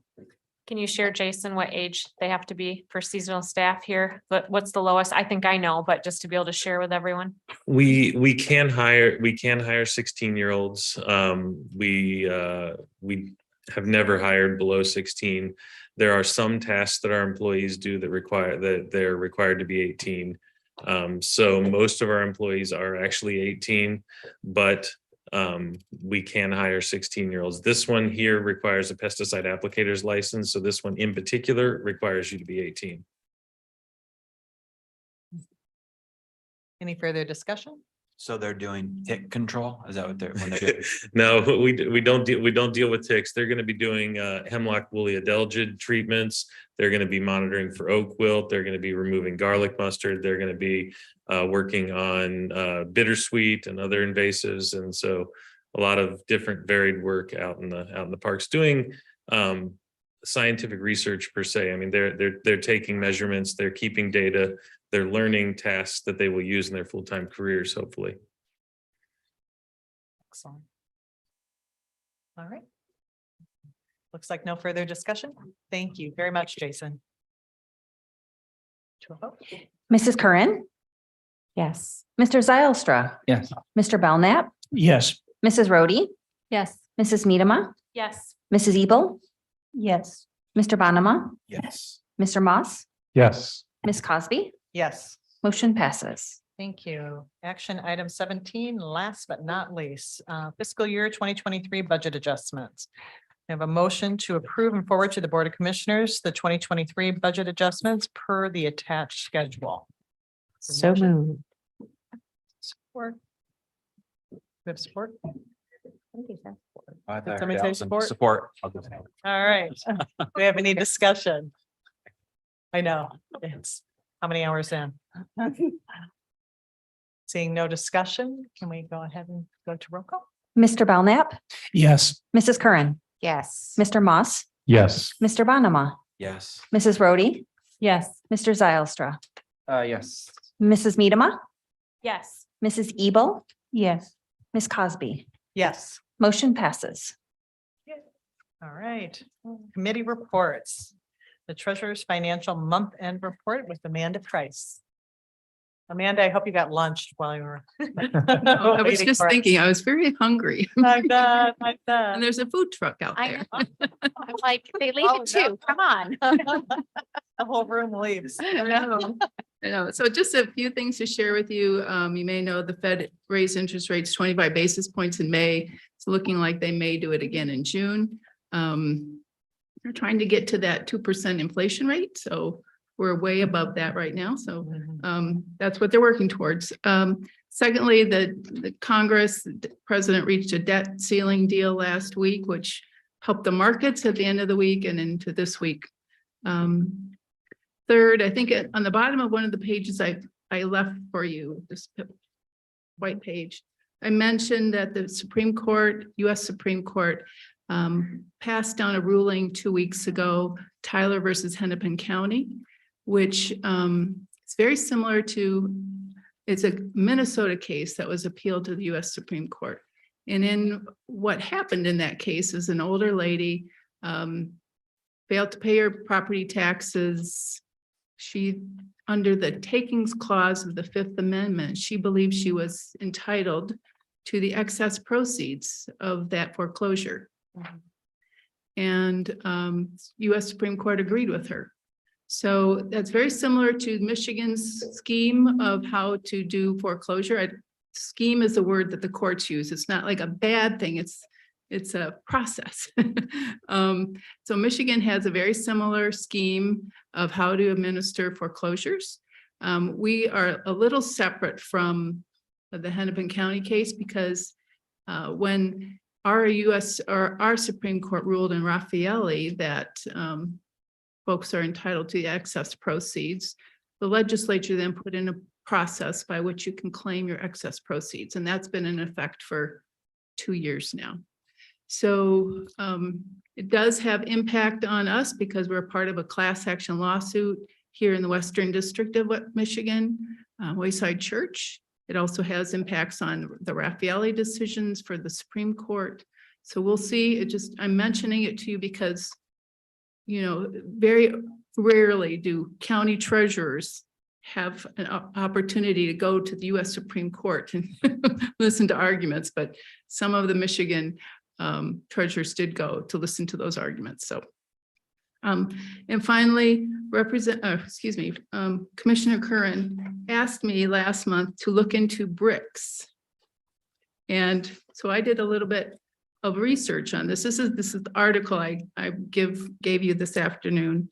And she asked me because she heard about it and wanted to know more information. I did a little bit more research myself. We're into international finance now. So just a little bit of background. In 2009, Russian President Dmitry Medvedev convened the first BRICS summit, which is Brazil, Russia, India, and China, to discuss the recent financial crisis. You remember back 2008 and 2009, there was a crisis, and then establish a fairer international system and parameters for a new financial system. In effect, they didn't want to be dependent on the US dollar any longer. Since then, the 5 members, so they've added South Africa now, and they've coordinated on 70 different policy areas, to the extent of creating the new development bank and something called the contingent reserve arrangement. BRICS countries account for 24% of the world GDP, 16% of world trade, and 41% of the world population. So when these countries are coalescing, it is a good thing to take mention of or take note of. The share of the US dollars in Russia-China bilateral trade settlement is another interesting point, fell from 90% in 2015 to 46% in 2020. So you can see there's already arguments that this is having an impact on the US dollar. I did read a lot of white papers, watched a lot of interviews, and just because it was fascinating to find out about, I would synopsize it all to say that China's in it because they want to displace the US dollar. Russia's in it because they don't want sanctions anymore. The other 3 countries, the main 3 countries, just want to use local currency as opposed to having the US dollar as the basis for what they're doing. The article that you have before you also mentioned several other countries that are trying to become part of this BRICS organization. And we'll see how it goes. I just want to mention too, South Africa is hosting the August convening of the organization. They have a issue because Putin, who is part of BRICS,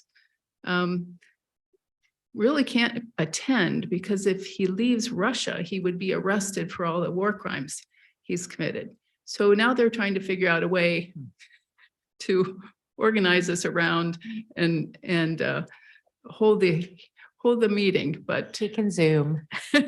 I'm sure that's probably what they're figuring out how to do. But it's an interesting little side note into international finance that I didn't know very much about. So thank you for the opportunity to learn more. And I will keep my eyes open, because you watch it. India, for instance, is at extreme levels of conflict with Russia right now. Both countries have removed any journalists from each other. China has taken over one of the states of India, renaming it. India is furious about this. So the whole dynamic of this group is very fluid, and mixed in with all of that is the allegiance, how much the US impacts policy worldwide. So something to keep in mind. Other than that, do you have questions for me? Sorry, yes, Doug. Yeah, just a quick question on the Raffaele. How's that been over the last year or so? Has that really affected us or not that bad? I think the last time you talked about it. It hasn't affected us. What's happened with the Oakland County court remanded it back to Oakland County. The judge then said it is prospective. That got appealed to the Court of Appeals, and I think it's supposed to go. The Court of Appeals has not ruled, I don't believe. And so we're still waiting on that. So until that's resolved, there's been no county's been affected, right? Or is that not the case? There have been a few settlements. Oakland County has made quite a large settlement in one of its cases. And Wayne County has not reached a settlement process, but as they were named together as I don't know if the defendants, I guess, in the Oakland County separated from Wayne County in their case. So nothing's been determined. The bigger case, I think, is the Wayside class action lawsuit that may have implications for the rest of the class action lawsuits in the state. So any other questions? No, just, we didn't colonize when we won wars, but we did insist that they would trade in our dollars. So that Sorry, is- could you we repeat? didn't colonize when we won wars, but we did insist that they trade in our dollars. So, I mean, the value of the US currency is definitely going to be impacted by this BRICS expansion. Something to consider. And then also our petrodollars as we move away from some of our energy sources. We have to take into consideration that our dollar is also valued on it as well. Did want to bring up that I've read that ITW draw form is laying off 171 workers here in Holland too. As we look at our Ottawa County unemployment statistics, I think you're going to see some of that change. Interesting. I know there are some, that was in the Holland Sentinel before I started the meeting today. So yeah, it Thank just you. came out. Yeah. But I do know from a manufacturing sector that there are layoffs coming. So, Yeah, thank you. Thank you. Thank you. All Thank right. you. So any more public comments? This is your opportunity.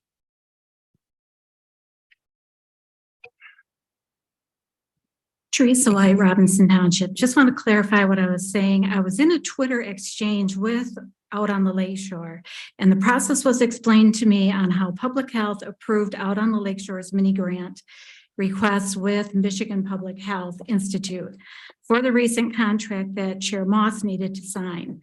When I get my FOIA filled by Public Health regarding these Michigan Public Health Institute grants of last year, I will hopefully be able to see the Out on the Lakeshore application for what Chair Moss needed to sign in the eventual contract. So now I am really curious as to where the contract with Out on the Lakeshore came from. Did it come from the Department of Public Health or Michigan Public Health Institute? Thank you. Thank you. Public comment?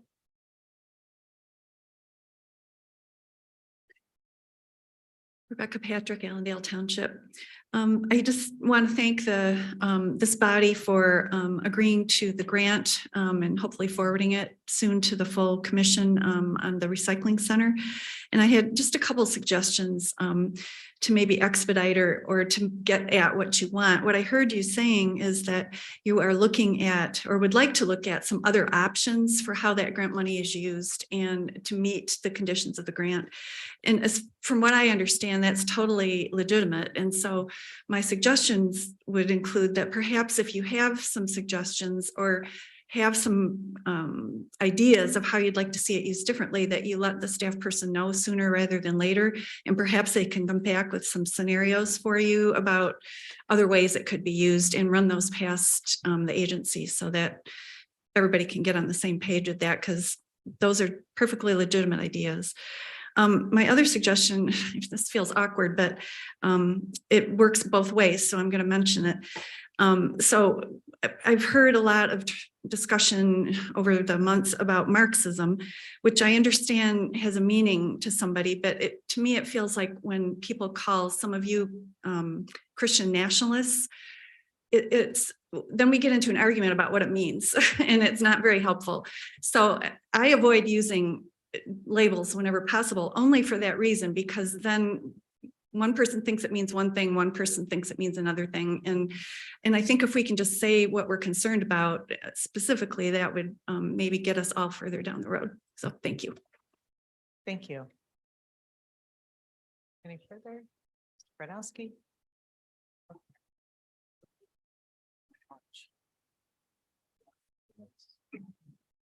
Hi, my name's Dave Barnowski and I voted in Port Sheldon Township.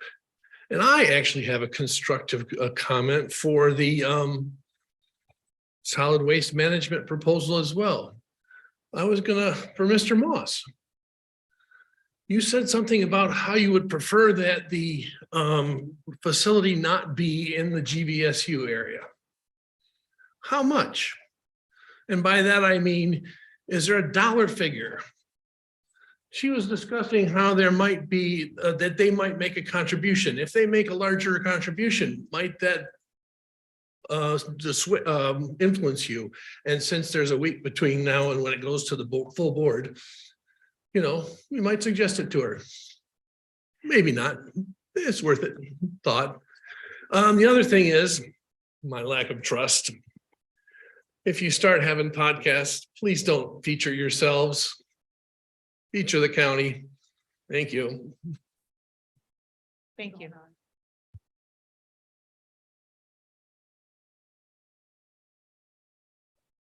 Karen Obit, Spring Lake. So I want to actually dovetail on what Becky just said. I too get really nervous when I hear phrases, code words. What does that mean? What does this mean? So I would like to hear less of that. And I try myself not to do it. I might say something like, that reminds me of some of the ideologies I see, but I try not to label people. I'm not always successful. Guilty often, I'm sure, but I try not to for those same reasons Becky just stated.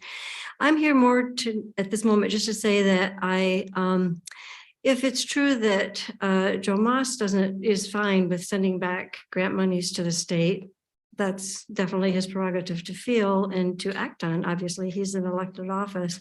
I'm not real comfortable with that. I mean, to me, I would like to see this constructive partnership. I would like to see grant monies not seen with suspicion just because they have certain words, again, code words that people don't like or have an aversion to.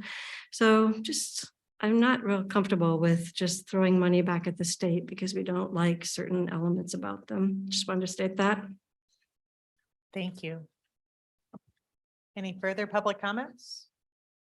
Seeing none, this meeting is adjourned.